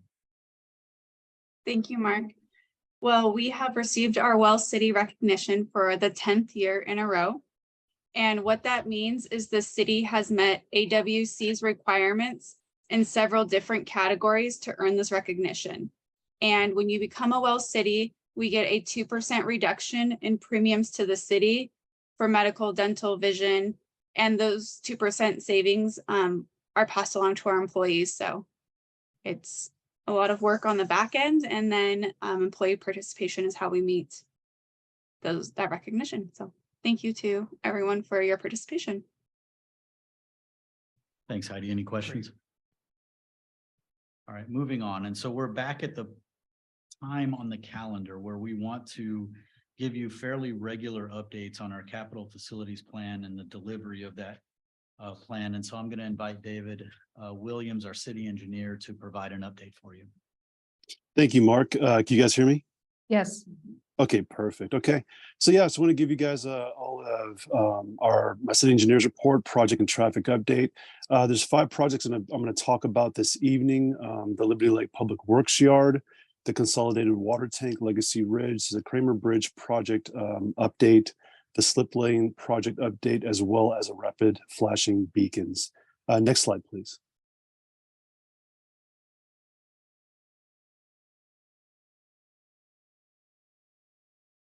The Liberty Lake Public Works Yard is currently underway. The building foundation construction will begin soon. The building material delivery has been kind of ongoing, really. There are a couple things we're trying to work on for underground utilities before the actual structure goes in. So if you have any questions about that, please let me know. Next slide, please. The Legacy Ridge Consolidated Water Tank construction is happening right now. It just began on Monday. This is a water tank that's pretty massive up there. The erosion settlement control plan work started, as well as the civil and drainage work as well too today, and grading work. Tentative schedule to be completed for this project will be winter 2023. Please slow down on the northbound and westbound lanes of East Valley Vista Drive. We just ask you guys to slow down up there on Legacy Ridge a little bit and watch for the construction crews. Next slide, please. The Kramer Bridge project, obviously, this is a lot of interest there. At some point, we're probably asking the mayor see if she wants to go up there when we do a little bit of work on that bridge span. Maybe if you're Whenever interested. it's warm, Okay. When it's cold. What's that? as long as it's warm. Okay. I'll let the guys from WashDOT and Dagerstrom know. The south side Country Vista Kramer portion, the approach has been completed. We're still waiting to do a little bit of paving on that. The contractor right now has completed the north side though, by the roundabout. So the subgrade to the approach and the compaction of the subsurface are being prepared right now for future paving. You should see the completion of the north side wall by March 15th. The project is still expected to be completed by summer 2023. Next slide, please. Two projects that are going to happen within the city that you're going to see that are going to have pretty big impacts here. The first one here is Liberty Lake Boulevard Slip Lane Project. As you know, the southbound Liberty Lake Road to the Walgreens little driveway there, crossing over the northbound lanes has been closed. And tentative groundbreaking on the new project, which will close that lane permanently, will begin tentatively on May 1st. Traffic control will entail a short duration of lane closures in both directions. The project will last about 30 days. In the contract, let me see, all will be, I'm sorry, I just totally just lost my place. Businesses will also be contacted mid-March 2023. So I'm almost done with that portion. So this will be a pretty good project to increase our capacity on the road. Next slide, please. And lastly is the rapid flashing beacons. This one's to assist in pedestrian crossings at 3 different locations in the city, Harvest Parkway at Nora, Country Vista at Sharp, and then Boone Avenue at North Stevens. The groundbreaking again tentatively will happen on May 15th. Next slide, please. For any active construction zone, please just remember to be safe, drive safely, and slow down, watch for construction workers. Next slide, please. If you have any questions, please email me or you can give me a phone call as well. Thank you very much for this time, Mark. Thanks, David. Mayor, can I ask a Dave- quick question? Yep, I was gonna. Two quick questions, David. One, Mm-hmm. is that on the Public Works building, is there going to be any signage so that people know what it is? There should be, I can get back to you about the signage that should be outside and discuss that with my project manager, Phil Messick. But I do believe that there should be some signage there. Okay, great. And then my second question, that water tank, that's above ground, right? Yes, it is. Yeah. So is the Arts Commission or is the city doing anything with the design of it? I mean, obviously you look out a window and see a big water tank. We can, I think, do something better than just a water tank, right? At this time, I can't tell you if the Arts Commission has been involved. I do know that this is needed up there. So it's something we can discuss, obviously. You need to work with Consolidated Water on it. Yeah, there will be a few different things we need to discuss with that. So yeah, but that's a good idea. We can see what we can do. Thanks. Right, No worries. done. Hey, if you could put Dave's slides back on, if you go back to that slip lane slide, please. Yes, sir.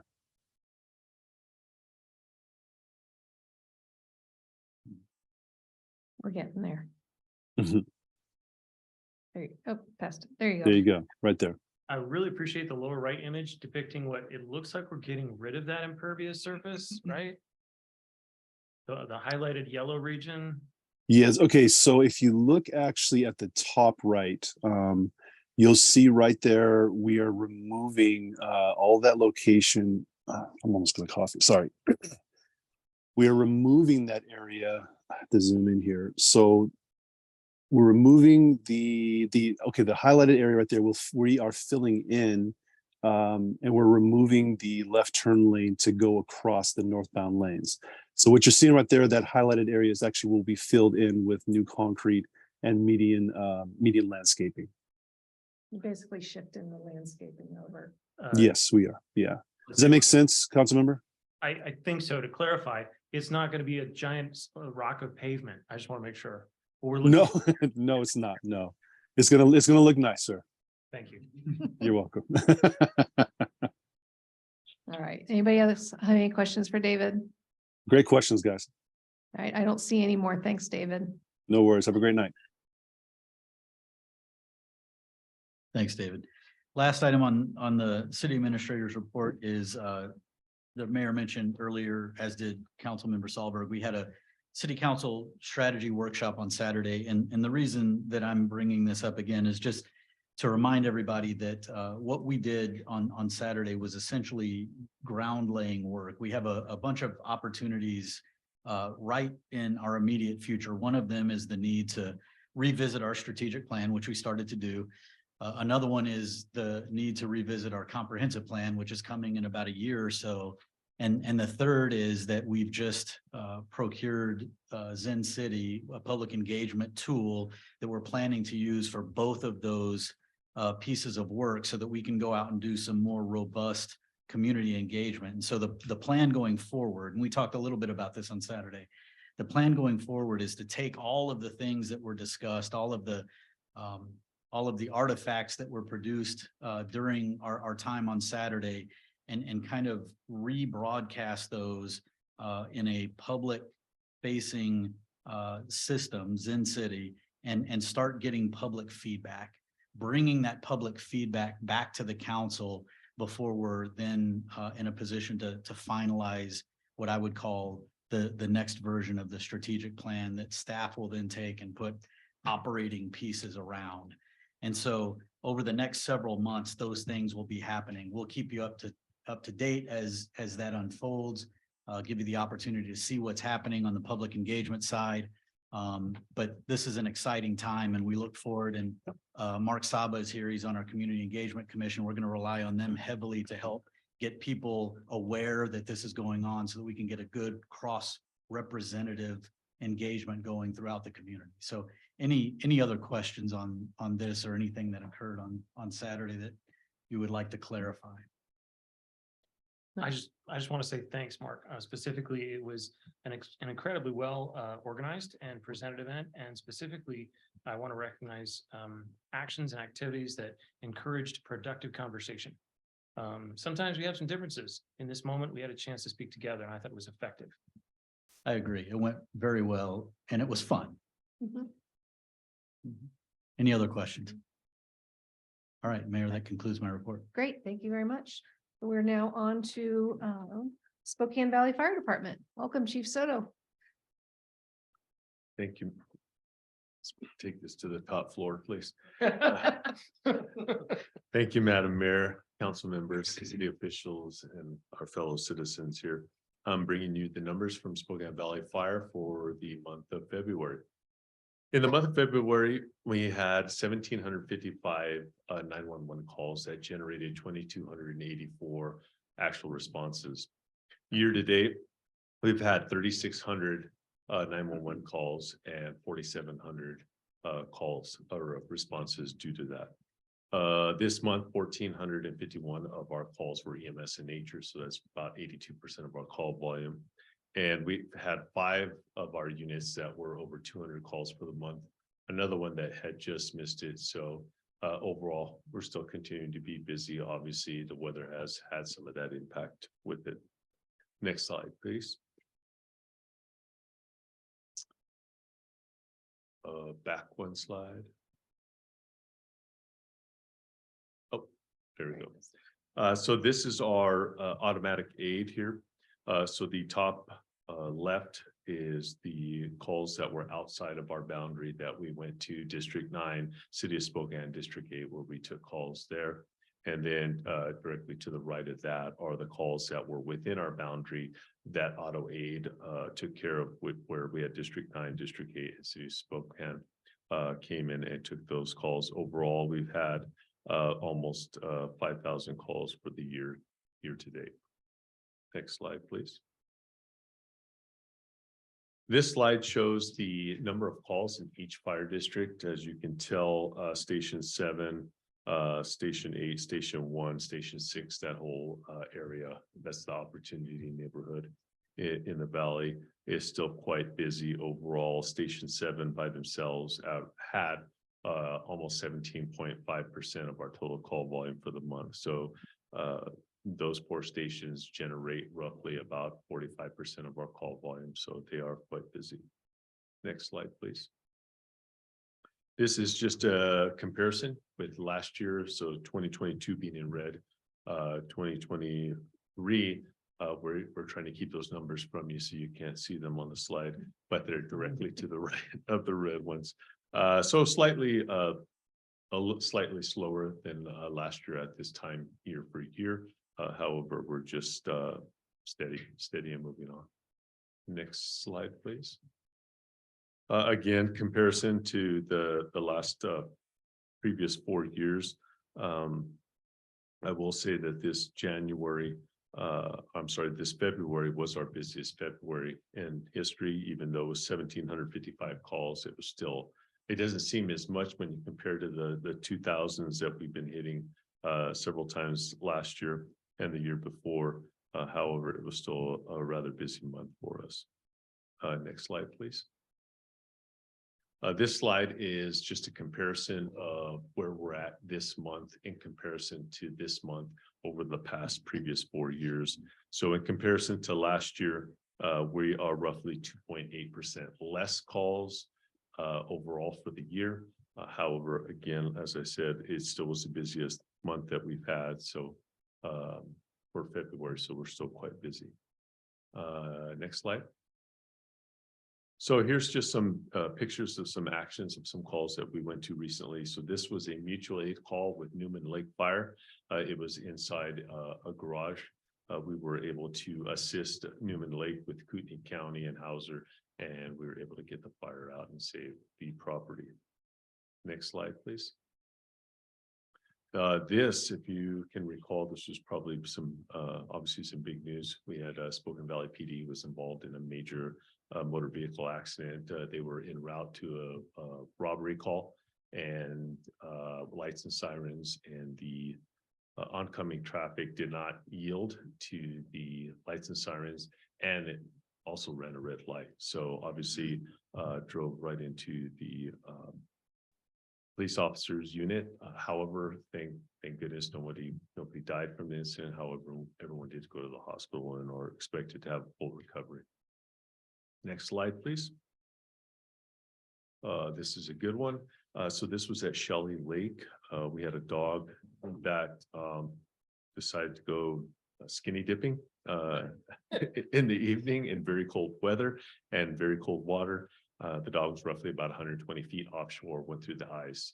And I'm happy to report that Valley PD, Spoken Valley PD, went out there and were able to retrieve the dog, and we were able to help them out.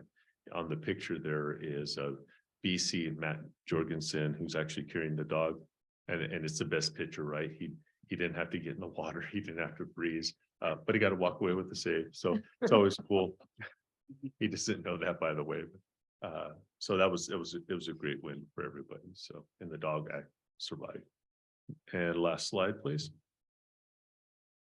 This is some training that we did all last month with Avista on their natural gas emergencies.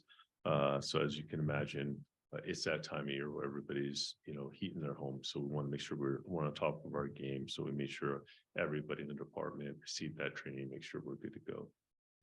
And with that concludes my report. I'm here for any questions. Well, I haven't had a chance to congratulate you and the commission on the wonderful passage of the levy that came out.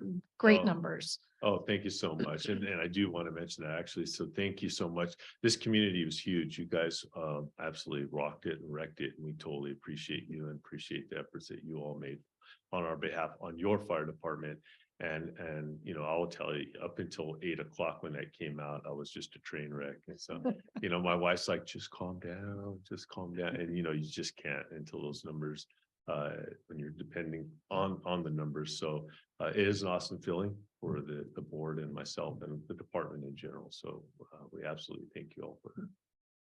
Great work. Well, Anybody- your line may have been recorded and sent to people about one of us asked a question about, well, why don't you use that money for needs in the future? And you said, because I told you I was gonna give it back if we didn't use it. And I think that I gave my word, and that probably I know it made a huge difference in the people that I was talking to, because awesome people started off being negative, and your answering calls on next door was also very appreciated too. Yeah, I recognize some of the people here were on there with me, but oh yeah, they rode me like a circus pony.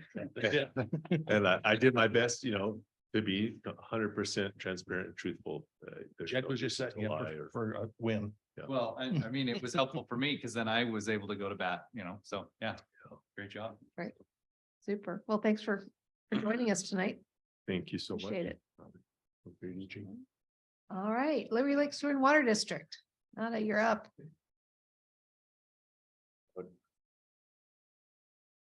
It's a little tall for me. Good evening. Yeah, exactly. Is it the basement then? Is that where we go? Good evening. I've got a couple of things real quick to talk about and answer any questions you may have. One is Jeremy Jenkins, who's our kind of lake coordination manager person, is going to be going to the planning commission meeting tomorrow to continue to push for some, what we think are some needed code revisions or acceptance to the code for safety and security issues. So totally get it. I talked about this, I think, last time I was here, that there are certainly, I understand the need for the codes the way they are, but just making some exceptions for certain kinds of facilities where there's safety and security issues involved, like the water supply or something. So he'll be talking about that at the planning commission meeting tomorrow. Wanted to thank the council and your staff for listening to our concerns over odor with the sewage treatment plant. It's supposed to be called it's a water reclamation facility.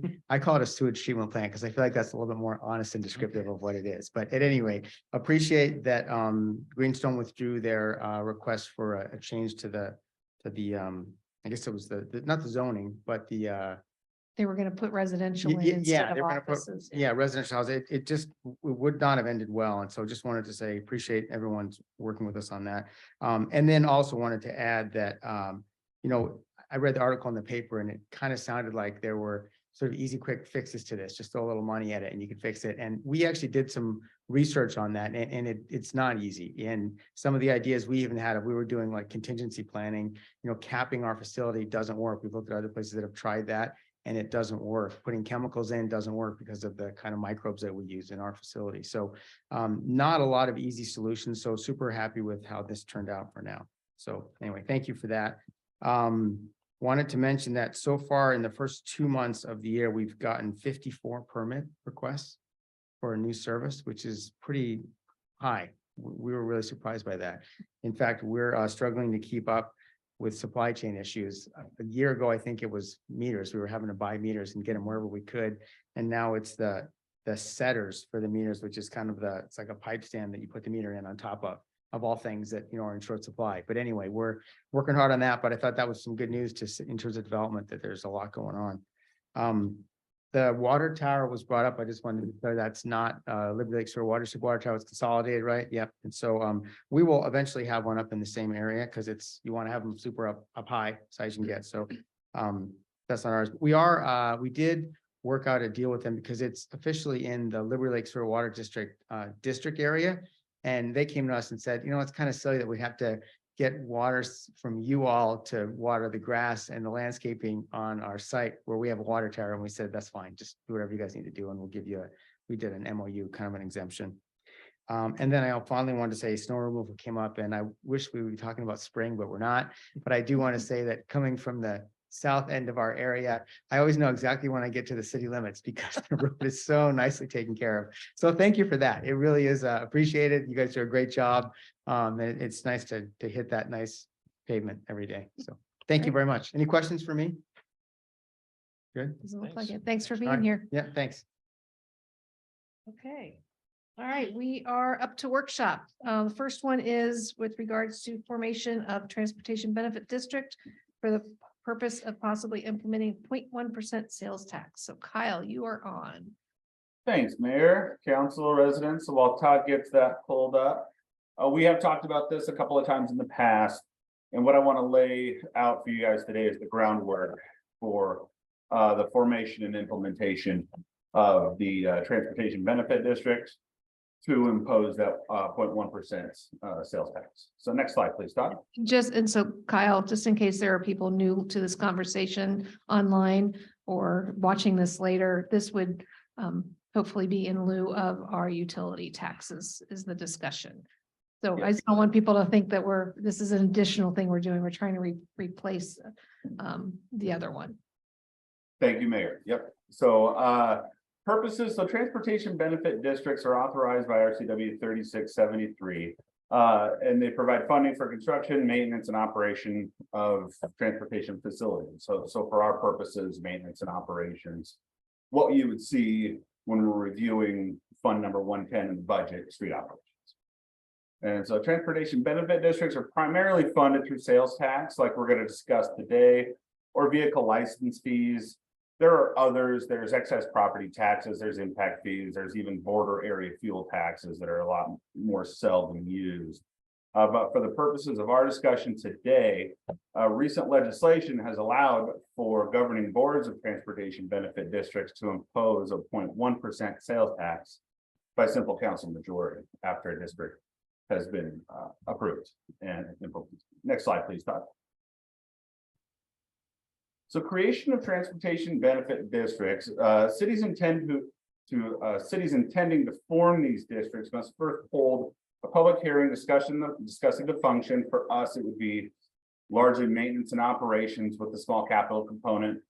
And we would hold a public hearing, essentially identifying that and the mechanism by which we would fund these activities.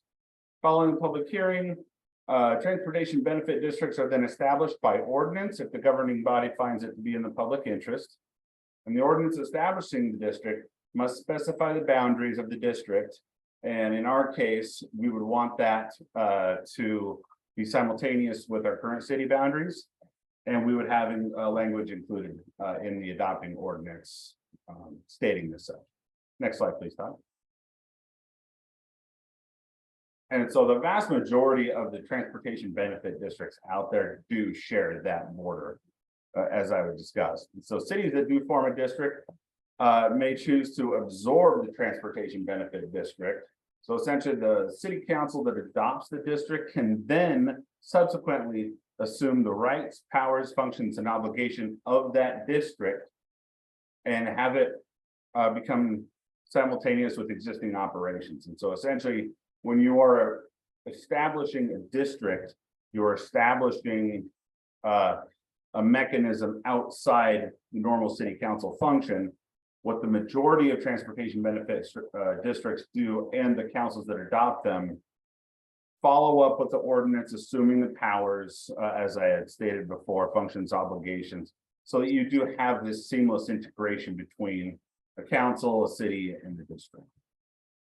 And so required policies to address budgeting and annual reporting for a transportation benefit district as outlined in RCWs, they already exist within the city. So annual reporting and adoption of transportation facility plans. We have a capital facility plan. All of those things already exist within the city. So it does make sense in our case to have city council assume those powers and become that de facto board. Next slide, please, Todd.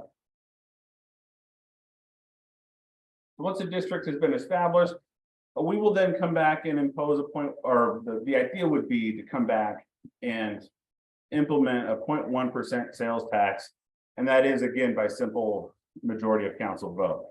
And so what additional measures can be taken, and why we're kind of bringing this up now, is new legislation has increased that maximum allowable district sales tax, increased from 0.2 to 0.3%.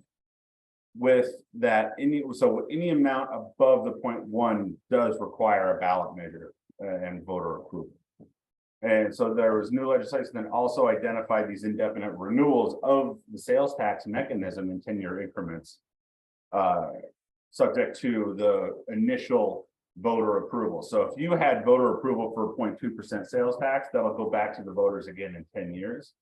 You had councilmatic approval of 0.1% sales tax, that would go back to council for approval in 10 years.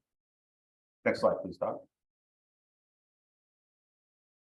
And so our intended outcome of this district, as stated earlier, was to potentially reduce and or eliminate, as we had discussed a lot, the current 3% utility tax that is used to fund our street maintenance and operations.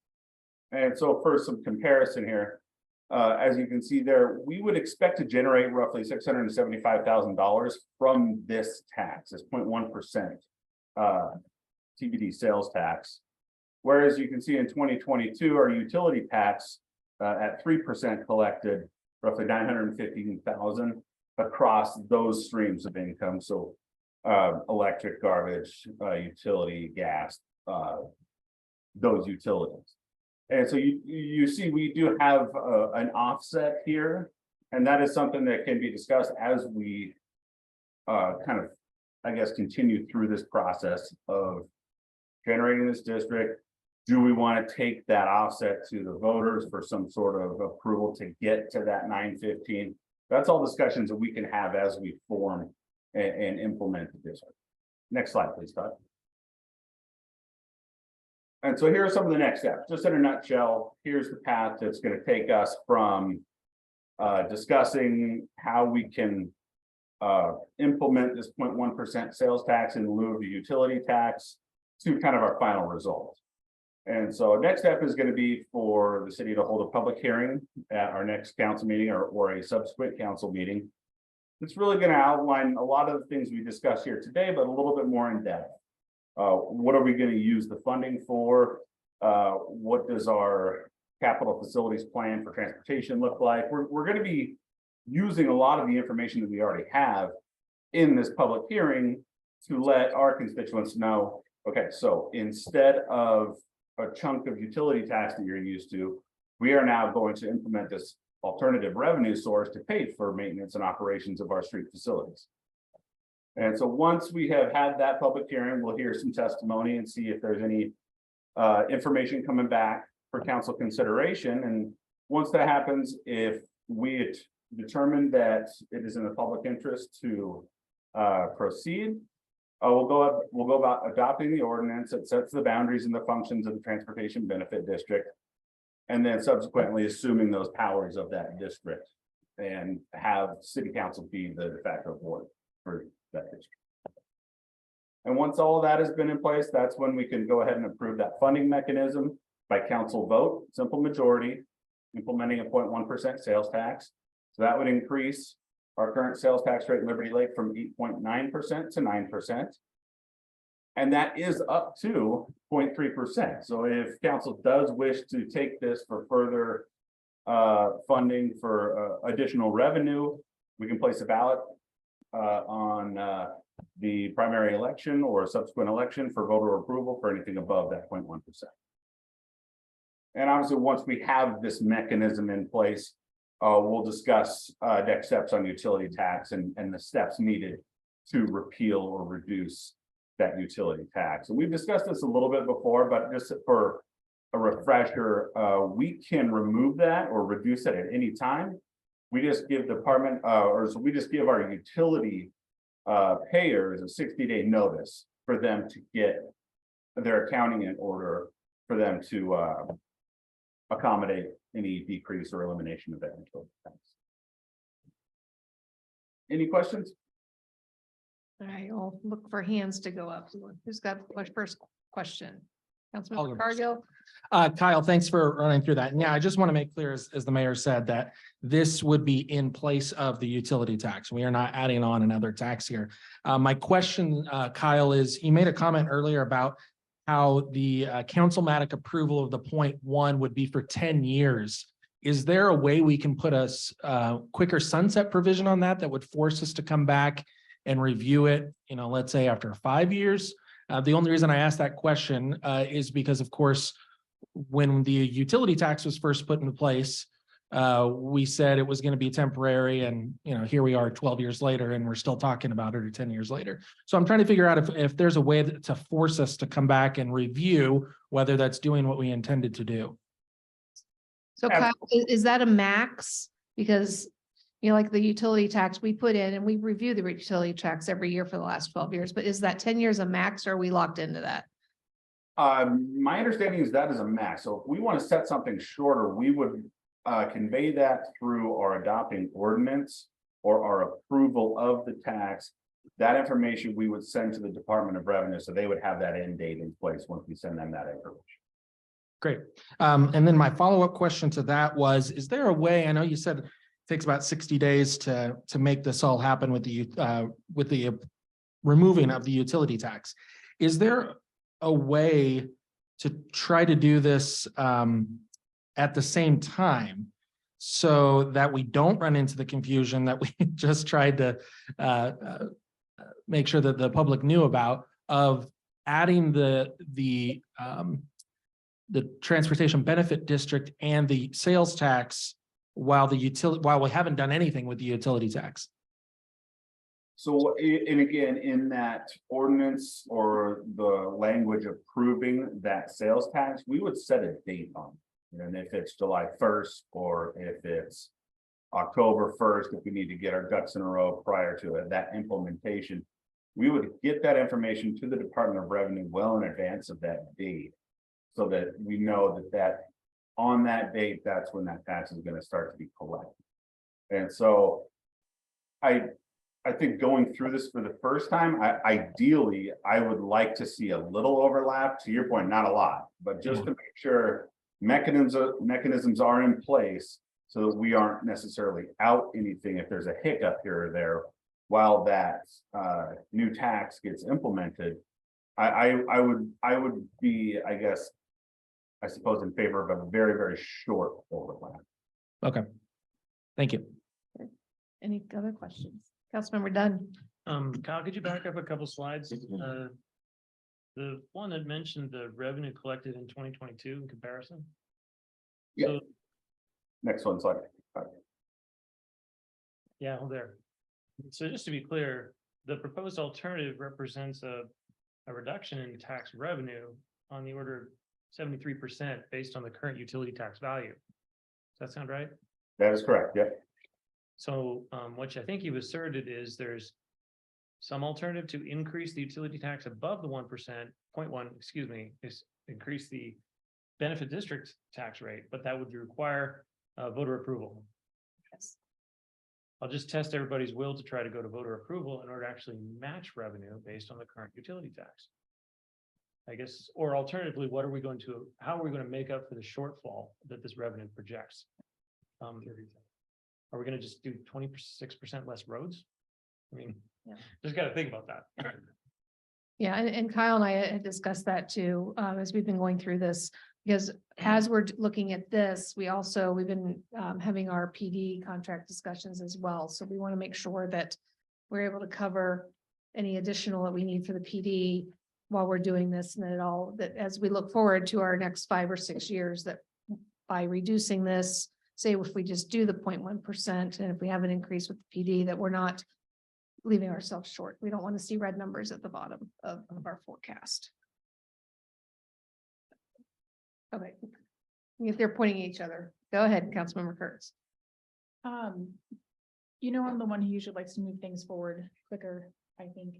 But I feel like this might be, I don't think we're ready yet. I don't know that we have information on the impact this would have on our businesses. And I'd like to know more about that. What I had heard about when the utility tax was implemented, at that time, there was a disproportionate impact to the businesses that may not have been taken into account. And so what I would like to do is get a little bit more information. I would like to know what the plan is to engage the community besides publishing a public hearing in our agenda that people may not read.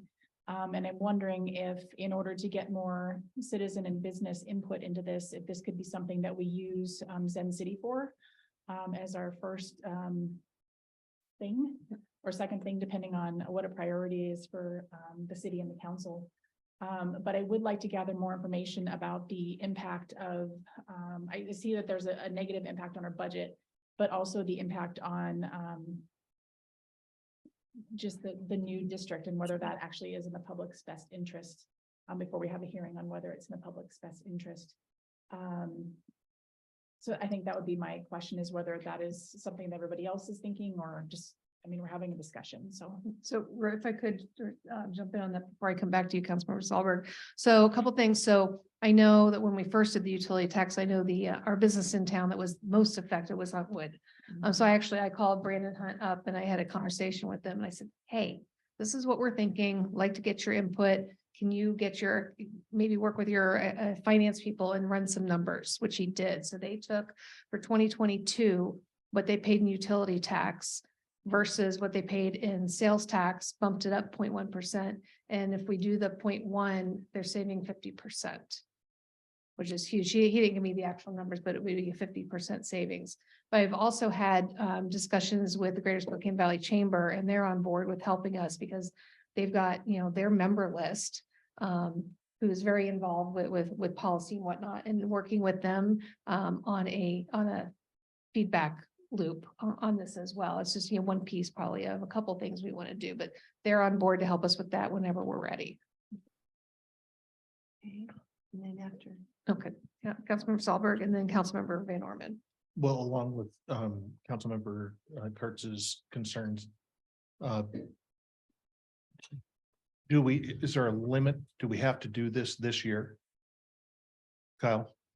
We don't have to do anything. No, this is just too late. If we're gonna take advantage of it, because if not, with the uncertainty of the police department contract and the fact that we're gonna be down $230,000 for a year, I'd like to have those questions answered and the impact on the businesses. I am totally for doing this. I would prefer that we only do a 1%. And then 0.1%, I'm sorry. You want to do 1%? Sorry, I just did that one. But that we would just do that. And that Kyle had told us when he first presented this, that there were other options to recover some of those funds from the TIF and lift and REAP funds. If we did a project, we could cut the costs of the roads by making sure that they're reimbursable.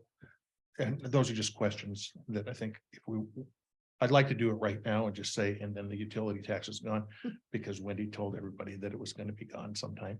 But can we just get a couple more questions answered? I'm not opposed to it at all.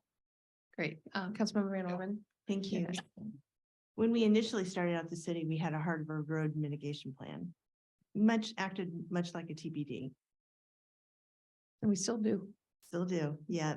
So if we look at the fact of this is a pass through, it actually passes on to those that are purchasing things versus it affects the residents that live here and the businesses that live here. It's kind of a win-win. I agree.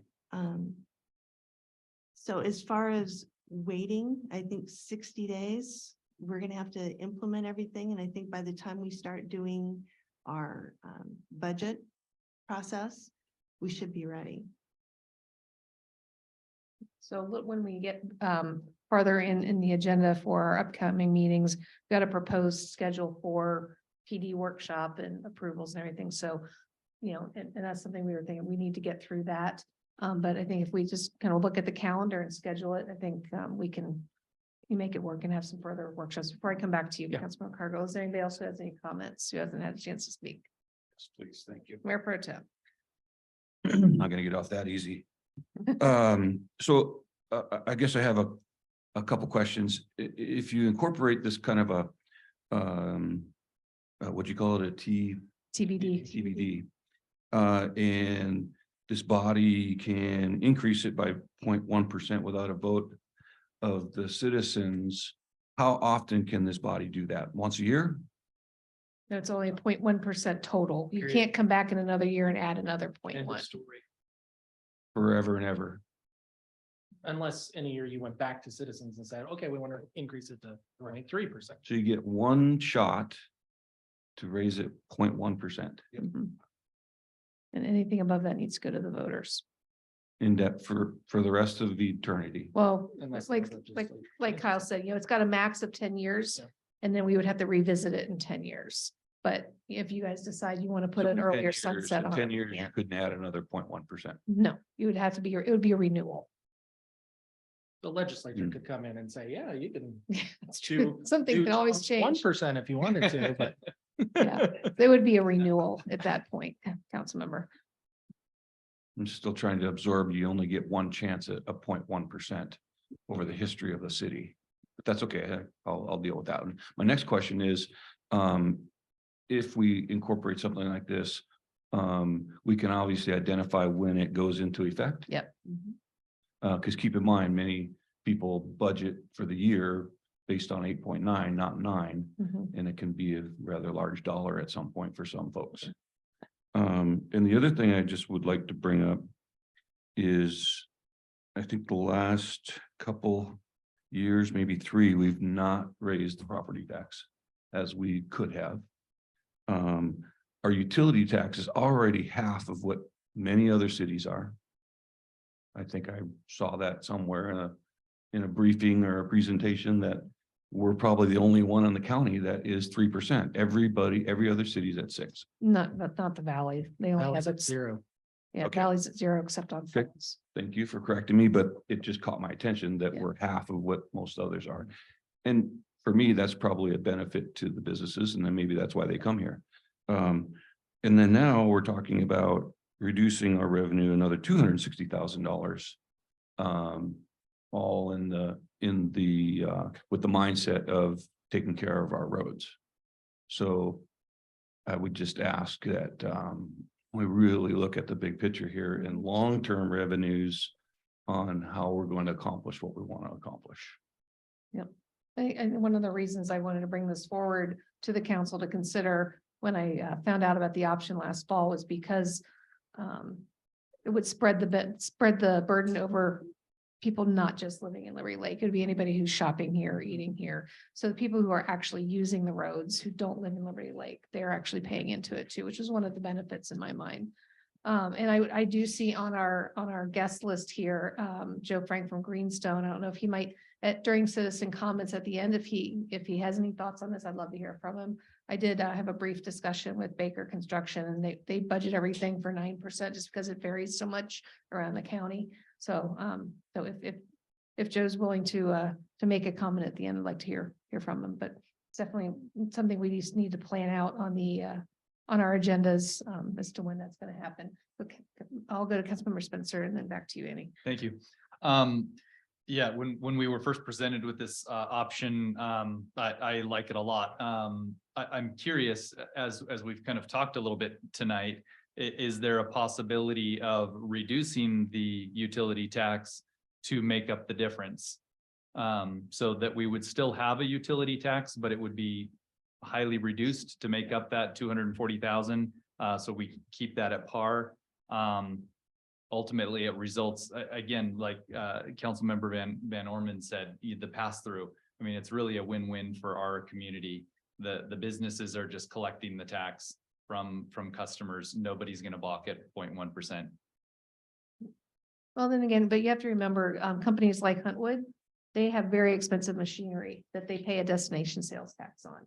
So yeah, eventually that will whittle its way down to the customers, but that's a line item that will show. But if they get a 50% savings over their utility tax. Yeah, but again, that's why I called Brandon right away, because I knew they were the most affected, and so I wanted to get their input right away. So. Great.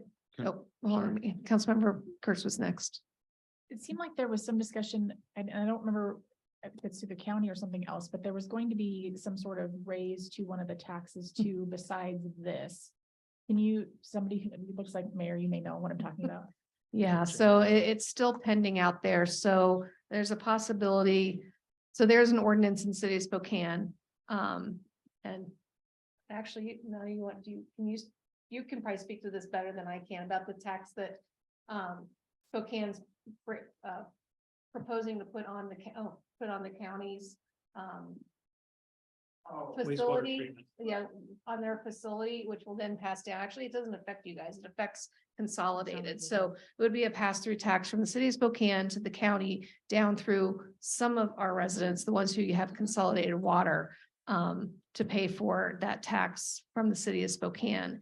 And as their ordinance is written, they can go back X number of years to collect it. And we are we've joined forces with the county and the city of Spokane Valley and Millwood to try to fight it.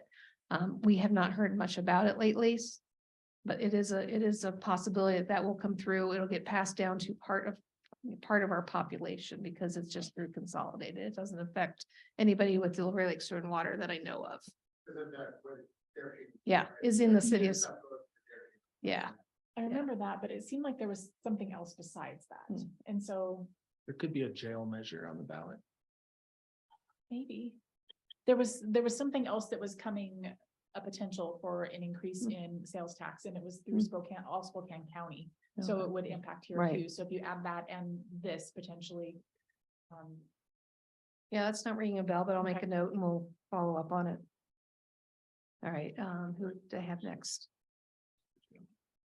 Okay, go ahead, Councilmember Cargill. I just want to point out a couple of things. First of all, as the mayor said, I would much rather have a person who's buying a $100,000 RV pay a little bit extra on their sales tax bill than have a single mom who has a house who has to pay a monthly bill on her utility.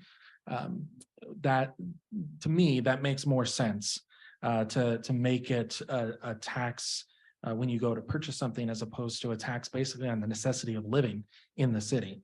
I would also point out, as we talked about at the last meeting, if let's just say we do increase the sales tax, that's a tax that people can deduct from their federal taxes as well.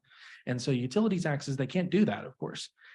So I think that's something, it's not a huge amount, obviously, but it's just something to keep in mind. Every little bit helps. Kyle, I thought at the last meeting, the projected number that we had on the amount of revenue the current utility tax brings in was around 865. Yeah, that's what we budgeted. And what our actual collection was 950. Okay, so rather conservatively. So we budgeted based on 865 rather than the 915, and I assume we budgeted for projects based on 865 and not the 915, right? Correct. Yep. Right. Okay. I just wanted to clarify that. So I mean, it's not quite the whatever it was we were looking at. It's a little bit less than that. The other thing that I wanted to just say in regards to Councilmember Spencer's idea that maybe we just lower the utility tax to 1 and then adopt the sales tax.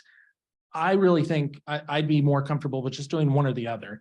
I think we get into kind of a danger zone if we say, okay, let's create a new sales tax, and then a future council could come in and say, hey, we already have the TBD and we have the utility tax, so let's just raise the utility tax a little bit more. To me, it puts future councils in more of a cautious mode if they have to recreate a utility tax as opposed to just adding on to it a little bit. Obviously, to Councilmember Foyer's point, on the sales tax one, they couldn't do that unless they went to voters with an ask. So that's all I had to say. Thank you. Okay, have I missed anybody? All right, so we'll keep an eye on it. We'll find another day to bring it back, and Kyle and Mark will work together on some different scenarios. Can I ask one more question, Yes. Mayor? And Kyle, maybe this is a question for you, or maybe the mayor knows. We can move forward with an ordinance to create a TBD without doing anything with the tax, right? Yeah. That's just the mechanism to Right. impose. Right. So I mean, we could say, okay, we're gonna move forward with creating a TBD. In the meantime, we're gonna get all the information that Councilmember Kurtz and others had asked for. Is that accurate? Yeah. So, but I guess my counter would be the public hearing is actually on the TBD. Right. And we'd want to have that, in my opinion, we'd want to have Yeah. that information available. I'm just wondering if we could say, okay, we're gonna do it in May or whenever, so that we have plenty of time to gather all that data and then say, okay, we've got it. We're gonna do a hearing and we're gonna discuss it more on May 10th or whatever the date is. Mayor. I just wanted to kind of piggyback on that. The only reason I even suggested the possibility of leaving you know, a sliver of the utility tax in place was, okay, what type of compromise can we make if we want to maintain that current level? I would be in favor of removing the utility tax altogether. I feel like we've got the surplus each year that can more than sufficiently absorb that difference. I'm curious, you know, as far as from a backstop standpoint, is it a councilmatic decision to re-implement the utility tax? Yeah. Yes. Yeah. So in theory, if for some reason we had this big shortfall, we could go back to the utility tax if push came to shove and we need to recoup those funds to take care of the roads. Yeah. But I think as of right now, I would be in favor of just removing the utility tax and moving forward. All right, we'll do some follow-up. I'll follow up with the Valley Chamber as well, see how fast we can get a survey out to Liberty Lake businesses. We'll work on to see what that looks like. And we can then do a follow-up meeting. Okay. Nobody has any more comments. We'll move on to our second workshop, farmers market participation. Councilmember Stolberg has this one. I'm not going, you can still run the meeting here, your mayor. The mayor asked me to start the discussion on this. I was at the meeting. I wasn't on the council. Some of you were on the council. I'm not going to use names except for Mike. Mike is in the audience and he was here when it was voted on June 1st of 2021. That the city's booth at the Liberty Lake Farmers Market be staffed only by city officials who are not candidates for election or by approved nonprofit organizations. So before we go anywhere, we have to decide whether or not we want to, how we want to staff, or if we want to continue with what was voted on at that time. Considerations, however. First of all, that limits to city officials or nonprofit organizations, and we have commission members, including, and Mark is here and Robin is online, our Community Engagement Commission that could run the farmers market. And the library board is there. quite No, often. and the library board, I have all of the Sorry. commissions and the boards that are on here that could very well do that along with the RIMRITE and along with Central Valley School District and the others that we had as partners last year. But I think the discussion has to go to us. How do people feel about that? I personally was here when the rumor came up and when it was moved, and then when it was decided. And I was sitting in the audience and I think I came up and gave a comment that I thought it was a knee-jerk reaction to a problem that didn't exist. If we trust each other and if we call each other whenever something happens, and there's a mechanism for if we did something that was improper. And before we do anything about what the farmers market's going to be, we have to decide whether or not we want to have city council members at the farmers market, because all of us, almost all of us, would then be excluded from going there. And the citizens are the ones who like to have us there. We actually did an exercise last year, thanks to the Community Engagement Commission. And one of the things that they liked the most was the interaction with the city council and commission members and Rotary and Central Valley School District who were there to just talk with them. So. Go ahead, Councilmember Van Orman. Since I wasn't here at that particular point, I'm wondering what our PDC has to say about being on city property. Because that is city property and. As long as they don't as long as you're not electioneering. And that's the issue, is that we It's a have huge to, issue. we Yeah. talked about the. I would say it's a huge issue because we've got 6 out of 7 council members all up for reelection. Yeah. So that's where the big concern, not necessarily that I'm worried about council members, but it is, perception is what it is. So I think it would behoove our attorney, who isn't here, by the way. Yeah, I forgot that he wasn't going to be here. To go ahead and look at those RCWs and make sure that we are, before we even touch that. That's my 2 cents. Yeah, I didn't look at the legal aspects. Mayor, you've got some people with their hands up. I'm not gonna answer them. Sorry, I was making notes. Who was next? Annie. Oh, good. Kurtz. So I was here when we had the discussion, and what I recall from it is that instead of making a PDC complaint about the concern that came up, it came before the council. And it felt kind of like we were stuck. And so I'm open to revisiting it. I think that there does need to be, some consultation with the city attorney. And there needs to be some commitment to our ethics again, about what we do at the farmer's market, that there is not campaigning and what that might look like.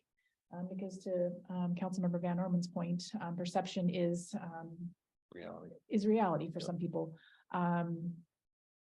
So I think that we can discuss it again. I mean, there's nothing really binding us to this. And like, we voted, but it wasn't an ordinance. I mean, it wasn't.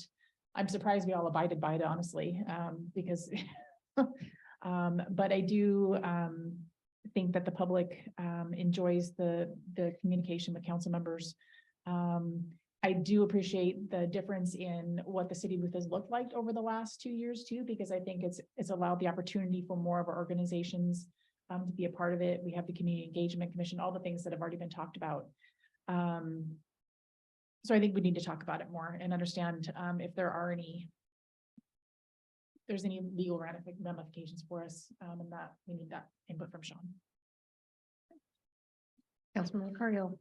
Well, as the only person who's not up for election this year, I do not want to have the responsibility of showing up at the farmer's market every weekend. That being said, my concern isn't so much the danger of someone campaigning. My concern is the unfair advantage I think it gives to those of us who sit on the council. And so if somebody decides that they're going to run against me or another council member, but the incumbent gets, 4 or 5 or 6 hours every Saturday in front of the city booth at, one of our most popular events throughout the summer, to me, that's an unfair advantage.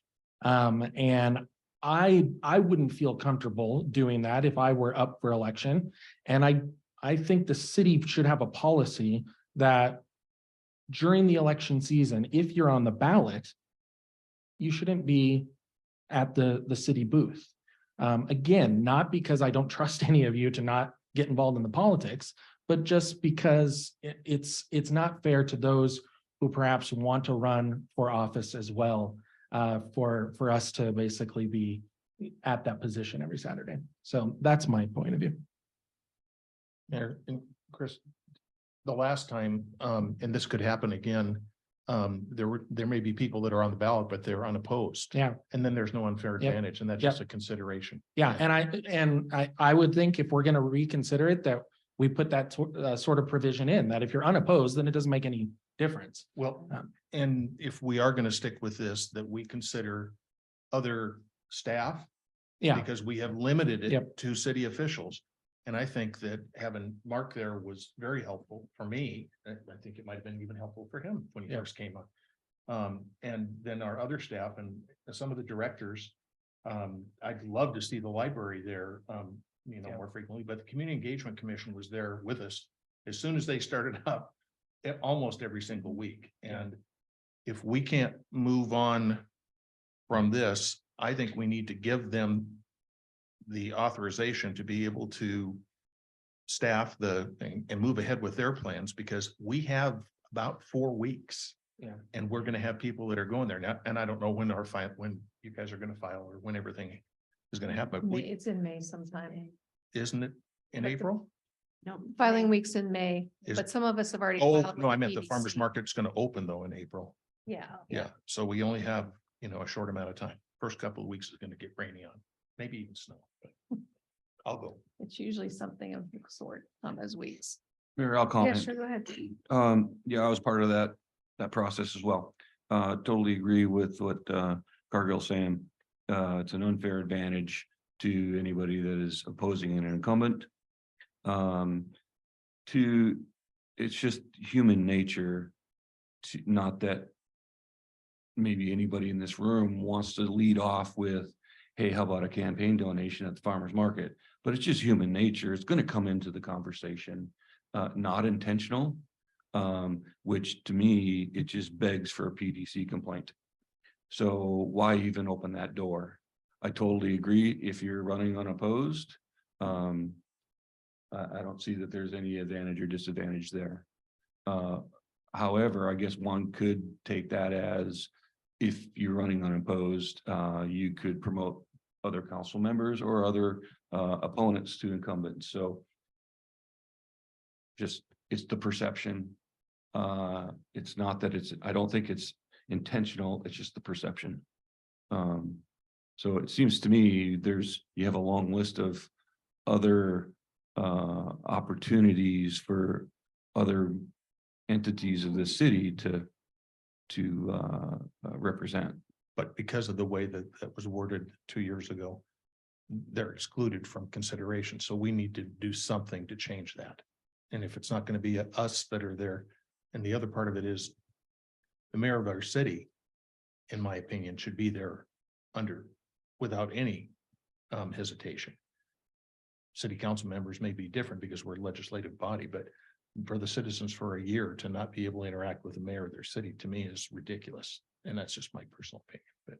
Well, and just a kind of a little bit of a comparison. So I don't even remember when this was.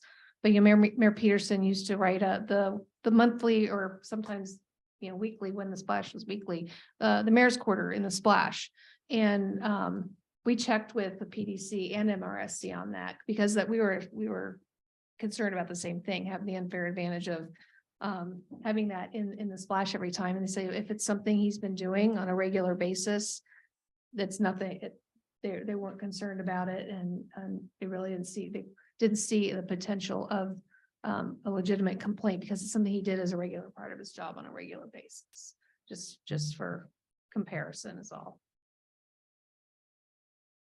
So what do we guys want to do? Have Sean take another look at RCWs and MRSC and PDC and just see what their opinions. I'm having a hard time seeing it. That's why I'm having the microphone's right in the way. And have him just kind of review things and then come back and follow up. It's not an ordinance, right? It was just a No, resolution. it was just it wasn't even a resolution. It was just a discussion and a vote during a meeting. Oh, okay. And everybody's abided by it. So. I think we need to settle it out, and if not, hand it over to community engagement. And I would agree, there's so many other communities, my apologies, Mayor. No, it's okay. Go ahead. That we have so many community groups, whether it's Kiwanis, Lions, our community engagement group. I think we have enough of those groups to pretty much take care of the whole summer without having one person taken and have to spend their whole Saturday, throughout the whole summer. Well, that's pretty much what's been happening for the last Right. how many years anyway? So I guess my concern would be, and nothing against any of our commissions or boards, but none of them are fully informed about what each other group is doing, or not necessarily what some of the stuff that the council's doing. So there would be a little bit of a gap in that information. But again, we'll get with Sean. We'll have him pull some things together and we'll do a follow-up. When is the farmer's market open? Mid-May? May 20. Thank you. Yeah. can I add one more? Yeah, absolutely. While we were talking at the tourism lodging tax, we had done a video a while back, and I'm sure that we still have it in our archives. It was phenomenal for tourism. I remember that. Remember where we had the boat going across the lake and it was high powered up above? We would like to be able to do that either on the website or farmer's market. I hear something on your to-do list, David. Yeah. We'll talk about it in the directors meeting tomorrow and see where we have time for it and what it might involve. But we do have, I don't know if it would be a proper use of the police drone, but It's up and out there. we do have our drone now, but there are also other community members who would probably volunteer. Have one who's volunteered to do anything for the city at no cost. Exactly. So we may not have to tie up our PD's time, but we do have plenty of volunteers to actually do any aerial footage. So thanks for that And maybe it's something that Visit Spokane and the Valley Chamber might be able to help us out with as well. All right, so moving on, if there's no other comments, to general business, Mayor Pro Tem, your turn. Thank you, Mayor. Oh boy, I got a lot of notes around here. I'm just gonna go for, make a motion to approve the consent agenda items 10A and B. Second. We have a second from Councilmember Kurtz. Any discussion, questions? Not hearing any. All in favor of approving consent agenda items A and B, please say aye. Aye. Any opposed? All right, motion passes 7-0. General business. Item 11A, make a motion to approve an increase in the city's Bannerbank master credit card limit from 40,000 to 60,000 to accommodate recent changes to the financial policies. Second. We have a second from Councilmember Solberg. Are there any questions for Kyle? Councilmember Cargill. Just for the public's sake, Kyle and ours as well, what is happening with the interest rate? Is it staying the same? Yeah, so we haven't had any fluctuation. We pay everything off every month too, so we are not incurring. Okay, so even in increasing to 60 is not going to impact the interest rate. That is correct. Yeah. Okay. All right, any other questions for Kyle? All right, not seeing any. All in favor of approving agenda item A to improve the increase in city's Bannerbank master credit card limit, please say aye. Aye. Any opposed? All right, not hearing any. Motion passes 7-0. Since I may not be voting in favor of this, could somebody else make the next motion? Somebody move it. Item C. Yeah, B. 11B. B, approve and authorize the mayor to execute the master site agreement for a Vista electric vehicle DC fast charging installation at Trailhead Golf Course. Was that a motion? A motion. Okay, do we have a I second? move Second. Okay, second by Councilmember Dunn. Obviously there's questions. You want to go first? Please. Okay, How many and where? Lisa. So, hold on, excuse me 1 second. Not at Town Square. Go ahead. Yeah, No, so it's going to be a trailhead. It originally was intended to be at Town Square. It is 2 charging stations. They are rapid charging stations. It's completely paid for through the SRTC, Avista grant for electrical vehicle charging stations. We had originally proposed this several years ago as part of that electrification grant that was a countywide grant. We had proposed Town Square. The utility, the available utilities at that site are not adequate for what needs to be done there. The Avista and SRTC tried to locate it at Yokes and or Safeway and were not successful. And there was the opportunity to locate it here at Trailhead. Again, it's 2 stations. They are rapid charging stations, and it's at no cost to the city, either for the installation or for the electric being used as part of it. Understand, in our original, man. No, go ahead. In our original plans for the trailhead, I believe we already included 2 charging stations. So are we gonna have a total of 4 now, or are these 2 gonna take the place of the 2 that was originally planned? No, this is separate from the other 2.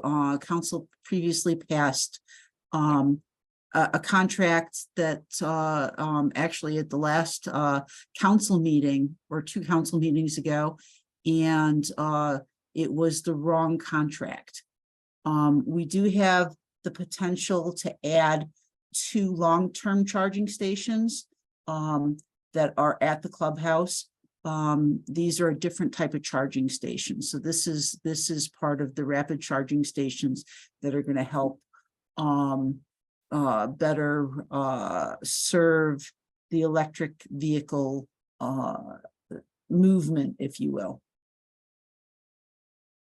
So if we're already gonna pay for 2 and now Vista will provide 2 for no charge, why would we pay for two?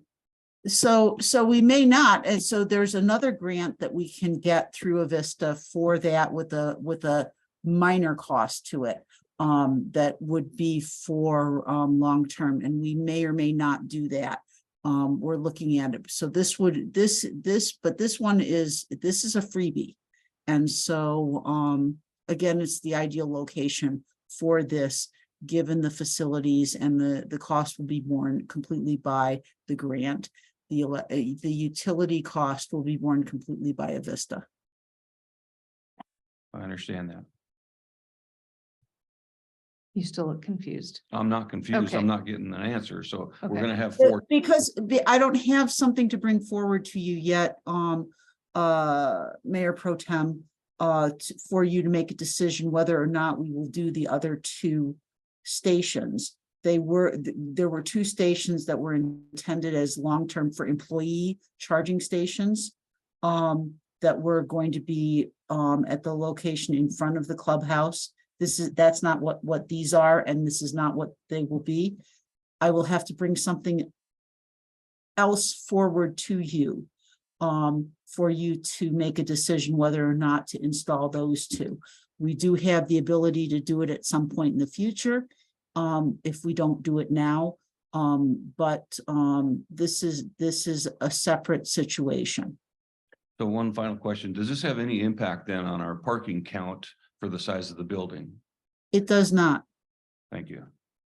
Okay, Councilmember Cargill's next. Just so I understand, Lisa, the two that we would be approving today, we don't have to pay for the utility costs forever? Avista covers it? That's correct. The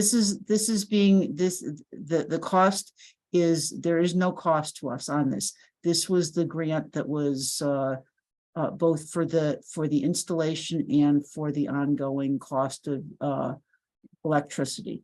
And then to piggyback on Councilmember Foyer's point, so the previous two and these couple that we're going to approve today, would they be next to each other in the parking lot? Would they be on opposite sides? No, they would not. And these are in a different location because they require additional utility service. Basically, it's going to require a transformer that's going to be located kind of at the base of the hill. It requires more intensive electricity because it's the rapid charging station. The other two that we had envisioned as part of Trailhead, whether that is installed now or later, we have the conduits that will allow for that in the future, are already accounted for and in part of the electrical system that is being installed today. So whether we do it now or we do it later, or we never do it, we have the ability to do that for those long-term charging stations, but this is a different deal. This is kind of like what you see over at Tesla, but it's common to all vehicles. Right. Where you can come in and charge it. It's a rapid charging. That's all I can say. It's a different type of charging station.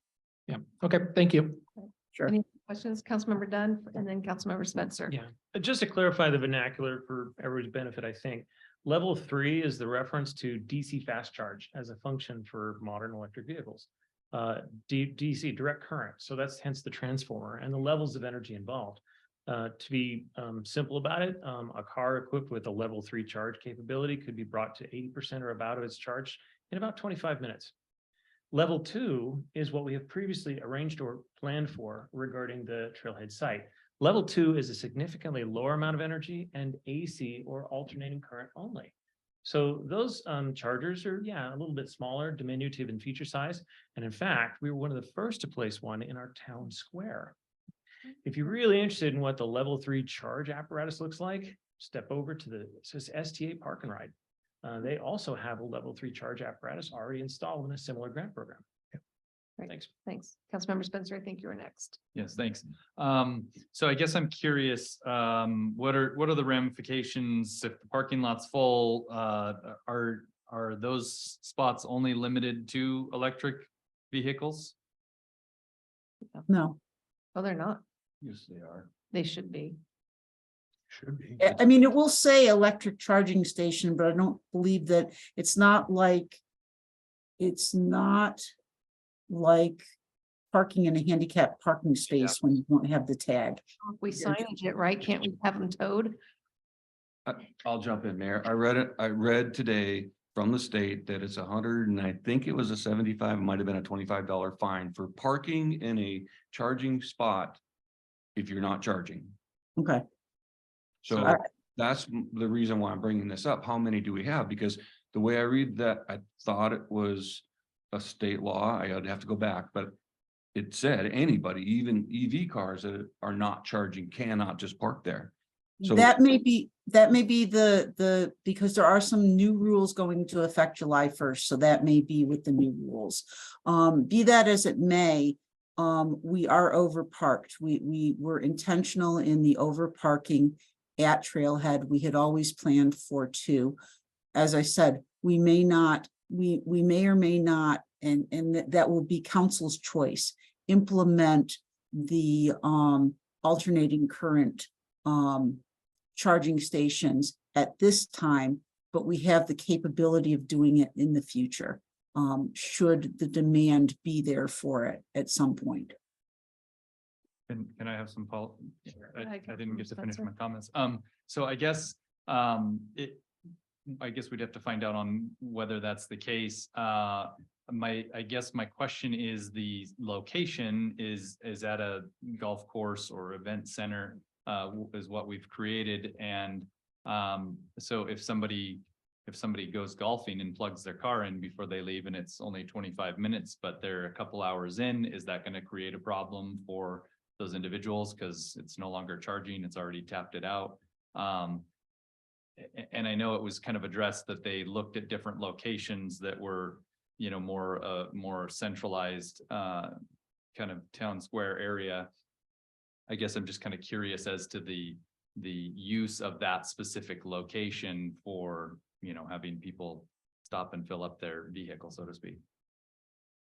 So my understanding is that they thought this was an ideal location because of its direct access, basically. It's really at the center of our community and directly adjacent to the main thoroughfare. So that's was the reasoning behind, the fact that this made sense. Again, we were looking at charging stations. This is at no cost to us. And so we were exempted from having a requirement for more charging stations because of the occupancy of the building. If we were pulling that permit after July 1st, we actually would have had to provide some parking spaces for this particular occupancy, but so the rule changes as of July 1st, but it's at the time the building permit's issued that rules go into effect. I think Councilmember Stallworth was going to jump No, I in. don't need to say anything. Okay, Thanks. changed his mind. Can I just ask one clarifying question? Go ahead. And maybe Councilmember Dunn knows the answer to this. So does Avista charge for people to fill up at this or to charge at this location? Nope. I can't answer that question. Sorry. I They think did, I can answer that question. They do not. That was part of the grant, the electrification grant. Good. They're actually, I think Avista's business case for being involved in this actually is promoting electric charging as a future electric generator. And in order to promote electric vehicles, there has to be availability of charging stations, so that they have a very vested interest in establishing the infrastructure in support of electric vehicles. Thank you. All right. Oh, go ahead, Councilman, Mayor Pro Tem. That's great and I appreciate Vista offering that and paying for that. I would like some clarification that it is a parking spot, not a charging spot, because if it is a charging spot only and you cannot park there unless you're charging, then it should not be at the front door of our facility. It's not at the front door of our facility. It's actually on the side of the facility that based upon the need for the transformer, et cetera, we have it, it's on the western side of the parking lot, pretty much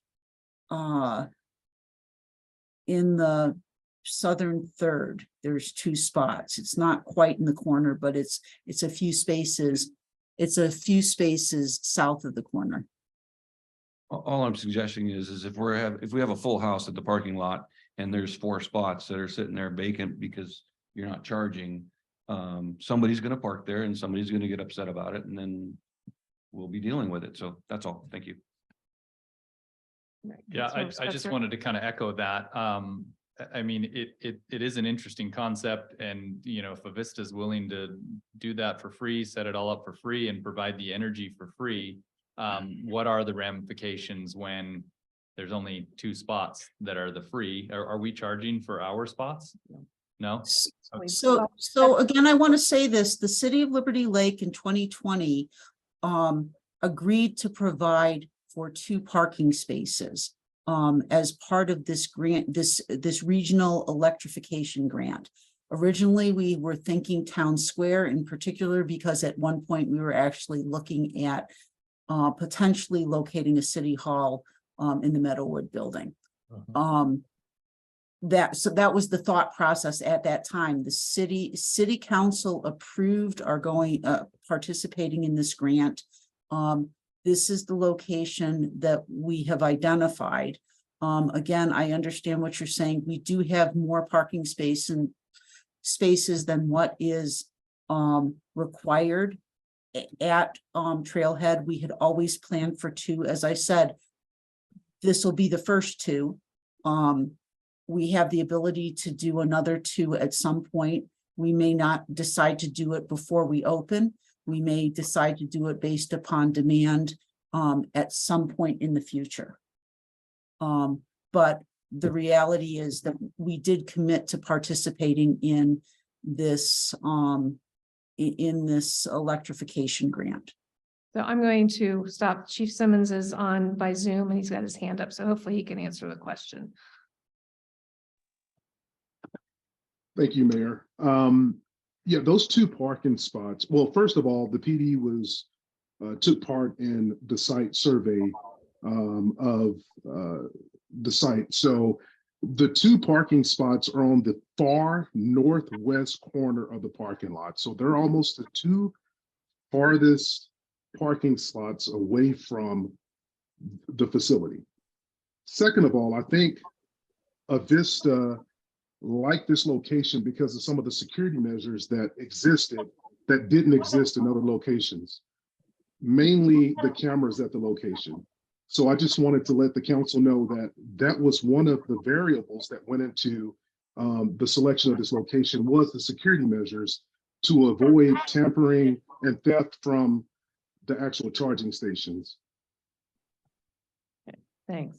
Go ahead, Councilman Spencer. Yeah, and thank you, Chief. I think part of my question is for you as well, because again, you know, this service is being offered for free. You know, I mean, it's a new territory that we're entering into. There's no place you can go and just fill up your gas for free in your vehicle. You know, what are we looking at for possible disputes with, you know, again, somebody shows up, they park their car and plug it in to charge while they go golfing, and somebody else comes up and they, you know, feel entitled to this spot, and the vehicle's not currently charging. You know, are we going to run into problems from a law enforcement standpoint with people getting, you know, disputes because there's a limited supply of that resource, I guess? So Chief, do you know what if there are any civil penalties at this point for that? I'm not exactly sure, and I can definitely get back to the council on that. I can research that and get back later on this week. I'm not familiar with history of disputes at charging stations, and I can definitely look into that as well. But again, I know that one of the variables that existed was the increase in security at the location because of the cameras that are going to be present on the property, actually overlooking, almost giving us a 360-degree view of that parking lot, again, to avoid theft and tampering with those charging stations. Right, Councilmember Salber. Well, we have the chief on. Chief, are you aware of any disputes that the Liberty Lake Police Department has had to respond to with regard to the other charging stations that we have? No, sir, not at all. All right, and then my comment is, we've asked staff, and staff has told us that this is not taking up other parking places. This is not costing us anything. So can we call for the question? Well, you can. We have to have a super majority vote to call for the question. So all in favor of moving to a vote, please raise your hand. 2, 3, 4, 5. Okay, that's enough. So we'll go ahead and all in favor of, before I call the vote, I want to ask Lisa one more question. Lisa, what's the time sensitiveness on this contract? Well, the time sensitiveness on this contract is the fact that we want to, so that we're not ripping up the site again, that we want to get this done before the site work is completed this spring. So if this doesn't move ahead tonight and it comes back at the next meeting, is that going to cause a problem is really what I'm getting at.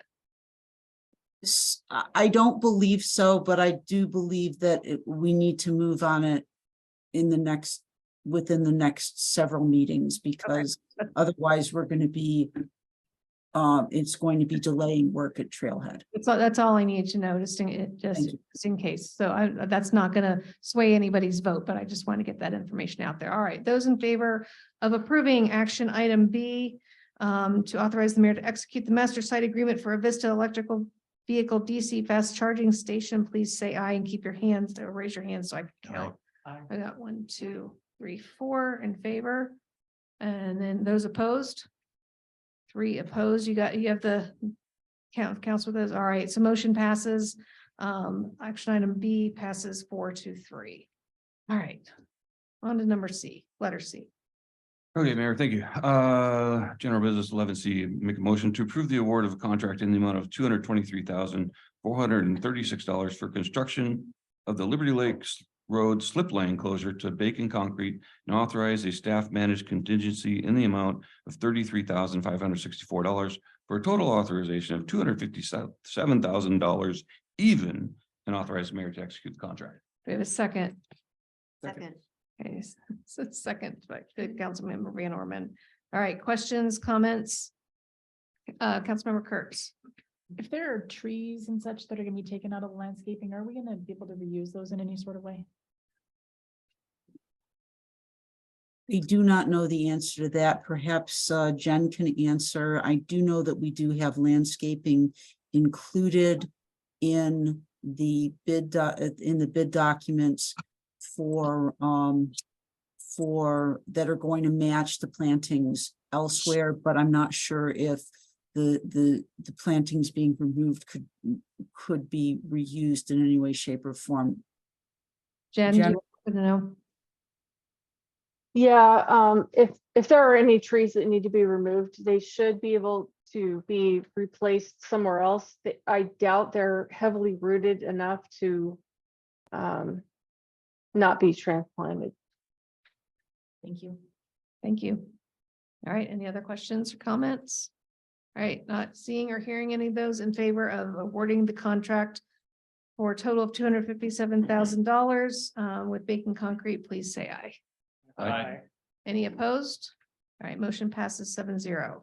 General Business, item 11D, I'll make a motion to approve the award of contract in the amount of $141,632 for the installation of 3 rapid flashing beacons, and pedestrian improvements to Bacon Concrete, and a staff managed contingency in the amount of $16,368 for a total authorization of $158,000, and authorize mayor to execute the contract. Second. We have a second by Councilmember Salber. Any questions? All right, not seeing any. All in favor of awarding the contract and the total amount, including contingency of $158,000 to Bacon Concrete, please say aye. Aye. Any opposed? All right, motion passes 7-0. Okay. We are done with our action items. Next up is our council comments. Does anybody have anything to comment on at this time? Go ahead, Councilmember Spencer. Yeah, I just wanted to make one last comment on this DC fast charging installation. I'm not necessarily against this idea. I think rather than looking at present, what number of complaints have been made or disputes, that's not what I'm considering, because obviously this is going to be a permanent fixture in our city. If Washington State is moving towards everybody having an electric vehicle, I could see that becoming a potential problem down the road where, maybe Exxon is now replaced with fast charging stations for a charge and, for a fee. And we have locations on city property that are providing it for free. So that was my concern looking into the future. Right now, it's not a problem because not everybody drives an electric vehicle, but that could be an issue in the future. I'm gonna go back to riding a horse. Yeah. On that note, I'll jump in too. Yeah. I did find out here on Google, thank goodness, it is $124 fine if you park in a public EV charging station and do not connect. So. Awesome. Well, let's But make maybe sure our maybe signage we is, can work around that. I Yeah. don't know. all right. Well, Thank just you. like, handicap spots, right? There's a fine for that. So we'll just make sure, we'll just need to make sure the signage is correct. All right, any other council comments? All right, not hearing any. We are up to public hearings and appeals. We do not have any, and we are on to resolution number 23-244. Resolution number 23-244, a resolution of the City of Liberty Lake, Washington, authorizing the use of electronic and digital signatures in the City of Liberty Lake and adopting an electronic and digital signature policy. We have a motion. Move the resolution 23-244. Right. thank Second. you. And we have a second by Councilmember Cargill. Any questions on this one? And we've actually we don't have a policy prohibiting it, but we don't have one specifically saying we can. We've been using it off and on. But we just want to make it formal. So if anybody has any questions. Nope. It's great to be in the 21st century. Yeah, no kidding.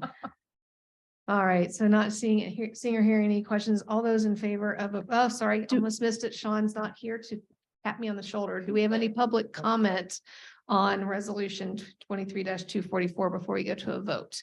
Anybody here in council chambers, just raise your hand and jump to the podium. If anybody's online, just send our meeting host a chat.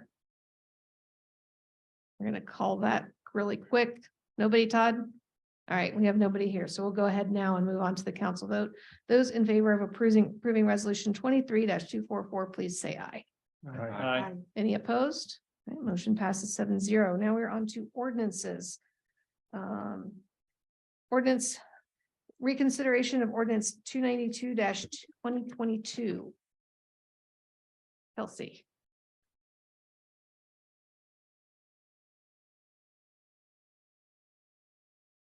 I think we need a motion. I don't think it's a. Well, so here's the question procedurally. I guess I need to go to Kelsey for this. So we don't have it listed as a first or second read. We're reconsidering one from before. So is this considered first read? That's a great question that I don't know the answer to. I believe that because this is a reconsideration, you've already had the first read and the second read. There was a motion on February 7th. City Council voted unanimously to reconsider it. And so I do believe that it's really just a matter of a motion to reconsider. Well, you made the motion to reconsider, but opening it up for discussion and then accepting public comment and then taking a new vote. And just to be clear, if I may, so ordinance 292 has 6 exhibits, lettered A through E. Exhibit E is the amendment to the River District Development Regulations related to vehicle and bicycle parking. Based upon the motion that council made, their desire was to reconsider this to support the recommendation of the Planning Commission. The Planning Commission recommended removing Exhibit E. So that would be the amendment that council would need to make a motion to, they need to make a motion to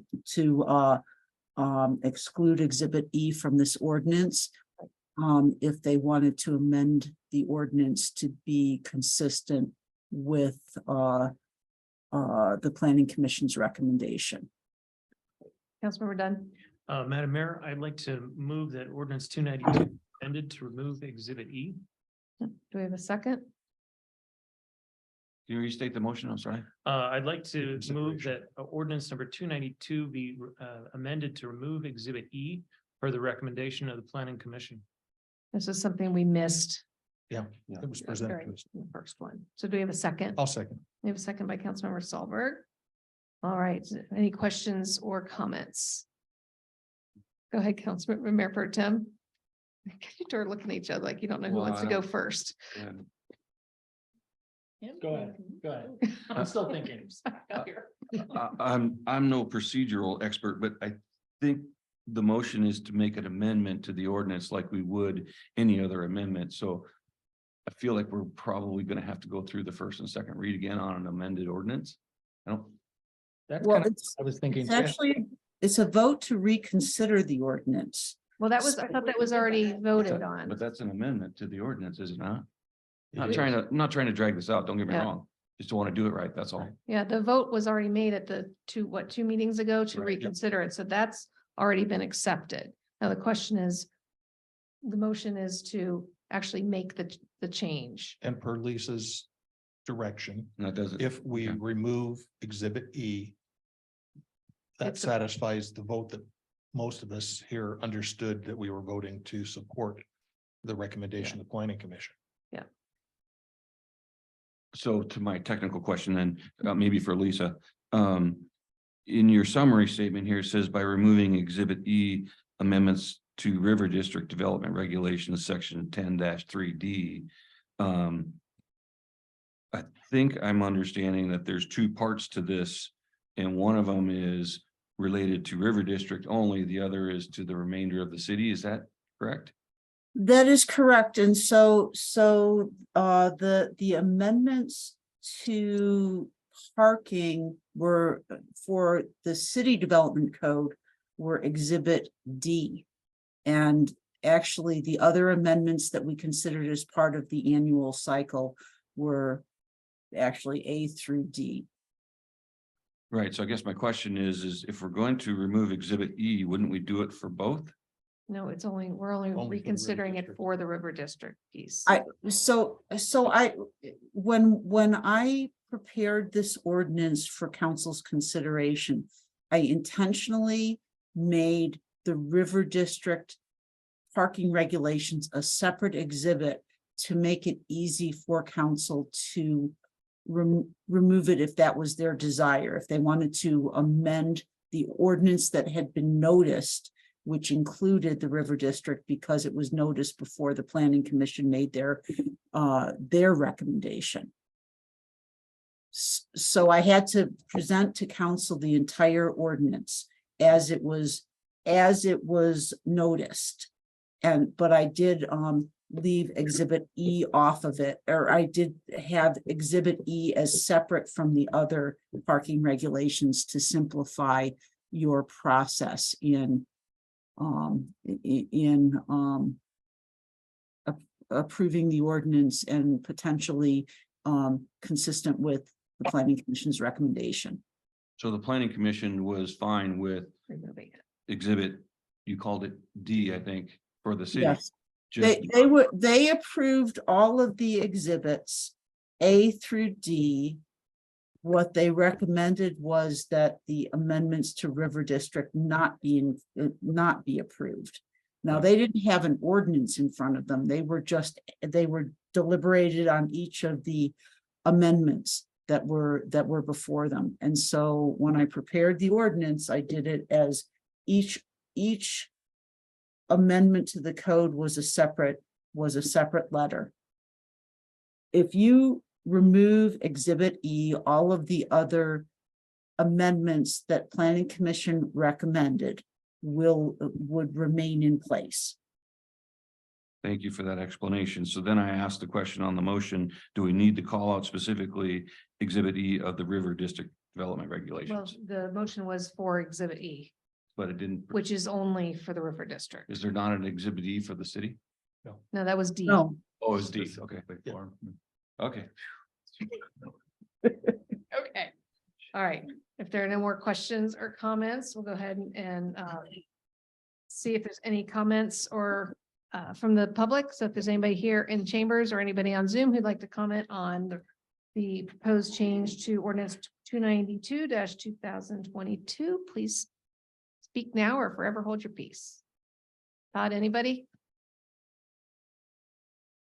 Nope. All right. So we'll go ahead and move on to council vote. So all those in favor. Can I ask a Yes, clarifying question real quick? sure. Okay, just so I am understanding this correctly. This, for the purposes of passing this is considered our second read on the change. Is that Well, right? we basically, well, it's actually kind of a third read. Right, So we've already done our first, our second. Now this is the reconsideration makes it a third. but we did our first and our second with Exhibit E in. And so now we're You can saying, amend an ordinance at any of the reads. Right. Yeah. okay, so this is the way, Sean, and I'm sorry to put words in his mouth. This is the way Sean had explained it to me, is that what you're doing is you're re-voting on that second, on the ordinance, which only ever, you vote on the ordinance and the second reads. So I guess technically, yes, you're, what you're voting on, you're re-voting on the Second read. the ordinance. Already on the second one. okay, thank you. All right. Once again, all those in favor of approving removal of Exhibit E from ordinance 292-2022, please raise your hand. Looks like not any opposed. All right, motion passes 7-0. Whew. All right. No emergency ordinances, introduction of upcoming agenda items. So our list is getting shorter. So we are looking at March 28th for the special meeting, joint workshop with the library board. I think everybody responded to the poll, and I will be in DC with the National League of Cities. So because of the time change, I don't know if I'm going to be able to dial in, but Mark will be moderating and making sure that discussion goes smoothly. So then we have a couple other things that we talked about tonight. Civic Plus next meeting. I would say, so our next meeting is on the 21st, right? So Kelsey, do you feel like we'll have the information we need to put Civic Plus back on as a workshop and a possible action item? Okay, around the 21st. We are looking at, if timing allows, we're hoping to have a PD contract workshop on the 21st. If not, it would be the first meeting in April with the action item with the meeting after that. Do I have that timing right, Mark? That's right. Okay. So that's kind of up in the air a little bit, but that's how it'll come through. And then my next question is, so April 4th is our first meeting in April, which is spring break. And I know a lot of people are affected by that. In the past, we have either canceled the meeting during spring break week if we're not going to have enough people here, or we have moved it to the following week, which would then give us two meetings 2 weeks in a row. So I'd love to hear some comments on April 4th. I'll start. I'll take my laptop and participate by Zoom, but I'm going to be in Utah visiting my grandkids. Okay. I will not take my laptop. Okay, so I guess let's see Cancel. who will, oh, okay, so it sounds like, do we have a motion to cancel? I move. Okay. Second. We have a motion by Councilmember Solberg and a second by Councilmember Dunn to cancel the April 4th meeting. Any questions, concerns? All right, all in favor of canceling the April 4th meeting, please say aye. Aye. Any opposed? All right, Yeah, motion that- passes 7-0. To have another meeting on the 11th then, Well, so then is there a motion the to, 11th and the 18th. so if there's a motion to add a meeting on the 11th, go ahead and do that. I move that we have a meeting on the 11th. Do we have a second? All right, if we don't have a second, it dies. All right, Only gonna have so we will have one meeting in April. Oh, you will? I'll second. Okay, just we for have the sake of discussion. Okay, we have a second to adding a meeting on April 11th. Discussion. Councilmember Kurtz. Do we have agenda items to discuss? Or is there something that can either be done at a different time? Gosh, we're kind of far ahead to even know. Kelsey, what do you have? Okay, and so staff who's on the line, is there anything that would be that would be held up or or would it be critical if we miss it by not doing a meeting on the 11th? Can we decide on the 21st? We can do that. Okay, so let's hold that off. Yep. Put a placeholder in there. So do you rescind your motion? I rescind my motion. Okay, thank you. And Chris's second. Okay. Wait a second. Got it. Okay, good deal. Oh, yes, yes. We had talked about a proclamation maybe to be. In March. Yep. Maybe on March. Yeah. Yeah, I think Kelsey's already got that on her calendar. So other workshops, I know we're TBD on the camping ordinance. There's continuing meetings with the focus group that we're doing. In fact, we have one Thursday, and so we would anticipate not too much longer after that, bringing something forward. Okay, all right. Can we put a TBD on the TBD? TBD on the Transportation Benefit District. Yeah, we'll put that out there for a follow-up as well. Commission appointment process, Mayor Pro Tem, you had that on there. Do you have any particular time you want to readdress that?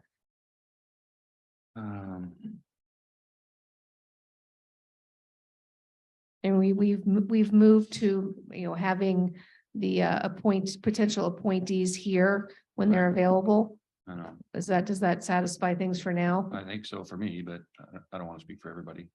Does anybody else have a desire to bring that back? Can we decide in May? We'll put May. TBD in May. Okay.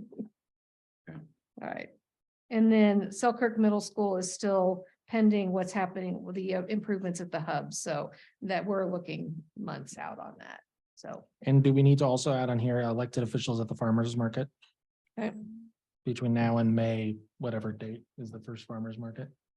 Yeah, typically we'll go through our notes and add anything that we've added during the meeting, but is there anything we're missing that we haven't talked about tonight that needs to go on the future workshop list? Going once, going twice. Okay. All right. So we are now up to citizen comments. So anybody here in chambers, looks like we have a couple to speak. And so while we are entertaining those comments, if there's anybody online who would like to make a public comment, please send a note to Todd Henderson in our chat and I will get to you next. So just, okay, it looks like we do have one online so far.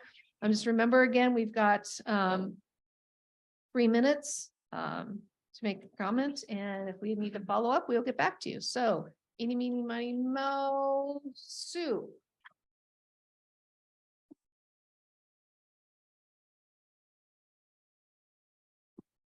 Sue Hamblett, Joe Public.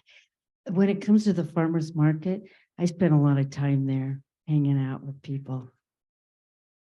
And when people would come up, I have this look about me because I look so damn, oops, sorry, excuse me, so important. They would ask me, what about? And I go, I don't know, but just a minute, our mayor is here. And then she would talk or I'd say, oh, wait, just a minute, excuse me, there's Tom. And then I'd say, do you want to know anything about the Friends of the Library? No. Okay, fine. Well, there's Tom. And what I'm trying to say is that when we vote people into our city council, it's like their job.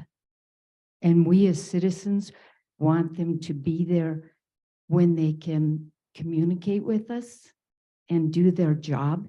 And yeah, maybe they're running for office and maybe that's an unfair advantage, but you know what? I'd like it when people can finish their job and finish what they started doing. So if you've been assigned that duty, you kind of have to, like, I feel like stick it out until the very end. And I really appreciated seeing Tom there all the time and Mayor Chris. It made a big difference in being able to communicate with people who seemed to had a plethora of questions for which I learned a lot just standing around staring at these two going, really, I had no idea. I'd been living here for a while. Is that there? Oh, good. Anyway, I do appreciate the fact that they're at the farmer's market. Thank you. Thank you. All right, Nana, you're back up. I just want to take advantage of an opportunity to be intellectually honest, which doesn't happen very much. So I want to urge you to do something that is not in my best interest. The TBD thing. I should give my name. Kutayam Natarajan, 1525 South Lilac Lane. I do not live in the city, but I use city services all the time. In fact, earlier tonight, someone from the sewer district was talking about how great the roads were in the city. I don't pay for that. And I could, if you guys do the TBD thing, then I buy all kinds of stuff here in the city. I spend a fortune at Home Depot, believe me. And so that's a way that you can get people who don't live in the city limits to pay for the services that they take advantage of in the city. That seems like a kind of a pay for what you use win-win for everybody. And again, I'm sort of talking against myself, but I think it's a good idea. I would even say, I think Councilmember Dunn mentioned, make it the 0.2%. I think if you told the citizens of the city, hey, this is a way that we can get people from outside the city to pay their fair share for services they get, that seems like a pretty good proposition to me. So anyway, I would encourage you to consider that. I think it's fair. I also want to say I'm new to the electric vehicle thing, and it's fascinating. And I know Councilmember Dunn knows a lot more about this than I do, but there's apps on everybody's phone you get now that tells you when the charging stations are being used or not, so you know. And I know you've already passed it, but I think it's better to have these at a place where people can take care of their business, buy something, buy a coffee, go grocery shopping, whatever, and then come back as soon as the car is done charging. Because when you put them in a place where I'm there for something else, I'm going to stay way past my charging limit. For example, I fly a lot. And because people who buy electric vehicles are very impoverished and cannot afford to buy electricity or pay for their fuel, we give out the free fuel to the people with the EVs. And people who fly are an even more impoverished subgroup of the EV people.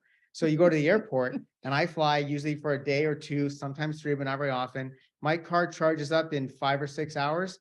Then it sits there plugged in, taking up a spot for the next 24, 36 hours because I'm not back, I'm flying.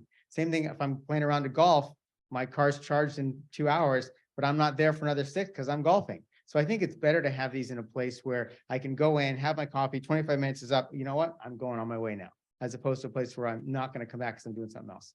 Thank you very much. Appreciate it. I want to get my money.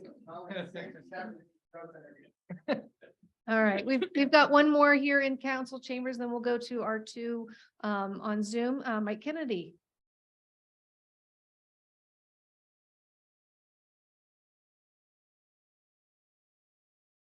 Farmers Market.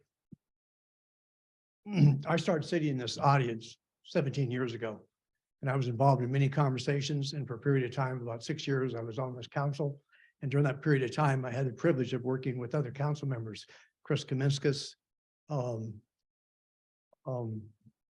Shane Brickner, and Steve Peterson. That every Saturday, we gave up our Saturdays to go to the farmers market.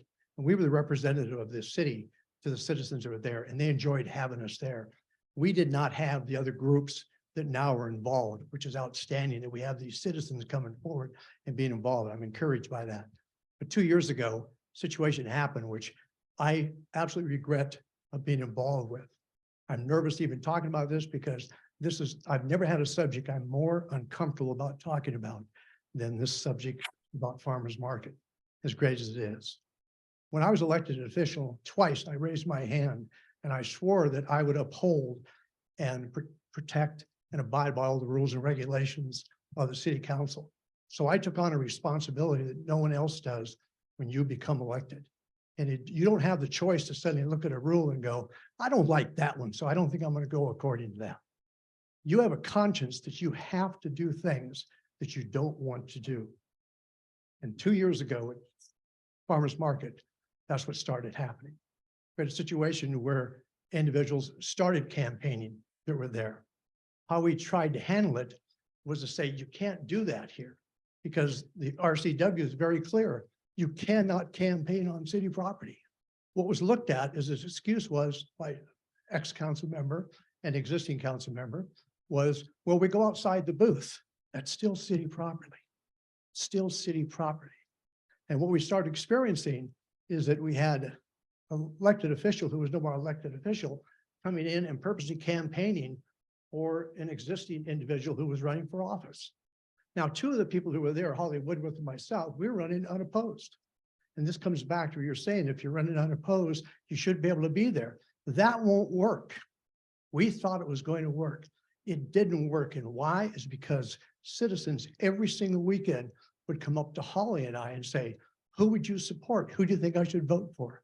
We would say, we can't get involved in that. The sheer fact that we were there encouraged individuals to do that. So I encourage the council to move ahead, that if anybody's running for election council, that you cannot be in that booth. When the situations happen where there was campaigning going on and also individuals coming forward with donations for an individual in the booth, our choice was we could have gone to the PDC. We decided not to do that, even though we had council members encourage me to go to the PDC. I personally chose not to do that and purposely embarrass somebody. I'm gonna need to cut you off. Your time's up. Thank you. Thank you. All right, online we have Joe Frank. Can you guys hear me? We can. Thanks, Joe. I'm Joe Frank. First of all, I wanted to thank the council for the reconsideration of the River District parking regulations. And I also wanted to respond to the mayor's question regarding the utility tax versus the sales tax. I don't have that information for us. You know, I would say from our side, we pay a lot in both. But as I was waiting, I did send an email to our CFO to try and look up that information, and hopefully I can, you know, have a better opinion on that matter. Great, we appreciate it. That's all I had. Thank you guys for everything. Thanks for being here. All right, next up we have DG Garcia. Thank you, Mayor, council members, and citizens. Having the city attorney not available on several occasions is not lost on this audience. When the city attorney said, when asked during his contract issue, was, if you're not going to be at a city council meeting, will you have another attorney representative there? And his answer was yes. That has not happened. It's not happened since I moved to this city. And that's sad, because you come up with a number of questions that need his support and answers. And you try to deliberate over that with great abandon to do your best. And people like me are sitting in the audience rooting you on, and he's not there to help you through it. And that is sad, and that is why you need to reconsider the attorney you have working for you. Maybe that's not a nice thing to say, but you need to reconsider it, because you will be found in certain situations where you have no choice but to be in violation because you did not know the answers.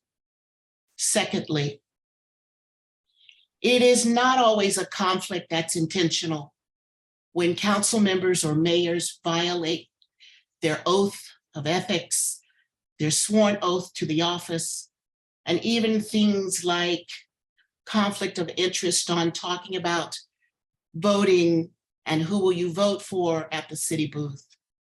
I witnessed at the city booth a number of occasions where council members had flyers and where they had handouts. And I was actually at a booth with Mike Kennedy and someone else, and there was someone else campaigning. It was not Mike Kennedy. What I need to say is there are other issues of conflicts, and it is not a pledge. You can't do a pledge to say what you won't do, because at the moment it can change. So a person, whether they are a government official, USA Liberty Lake, or otherwise, whether it's a Facebook post, you should not trust yourself with having the ability to say no. And so I would say, do not man the booth with council members who are running for public office, because there is always a risk you take, and each of you deserve the same opportunity to be reelected if you choose to run again. Remember, your pledge is not what you want to violate, but sometimes there's an opportunity that makes it happen. Please consider this as just recommendations in goodwill. Thank you. Thank you. All right, Todd, do we have anybody else online? Okay, we are done with citizen comments. And I'm sure I'm not missing anything. We have no executive session, and unless somebody has anything else to add to our agenda, we will go ahead and adjourn. All right, thanks, everybody. Second.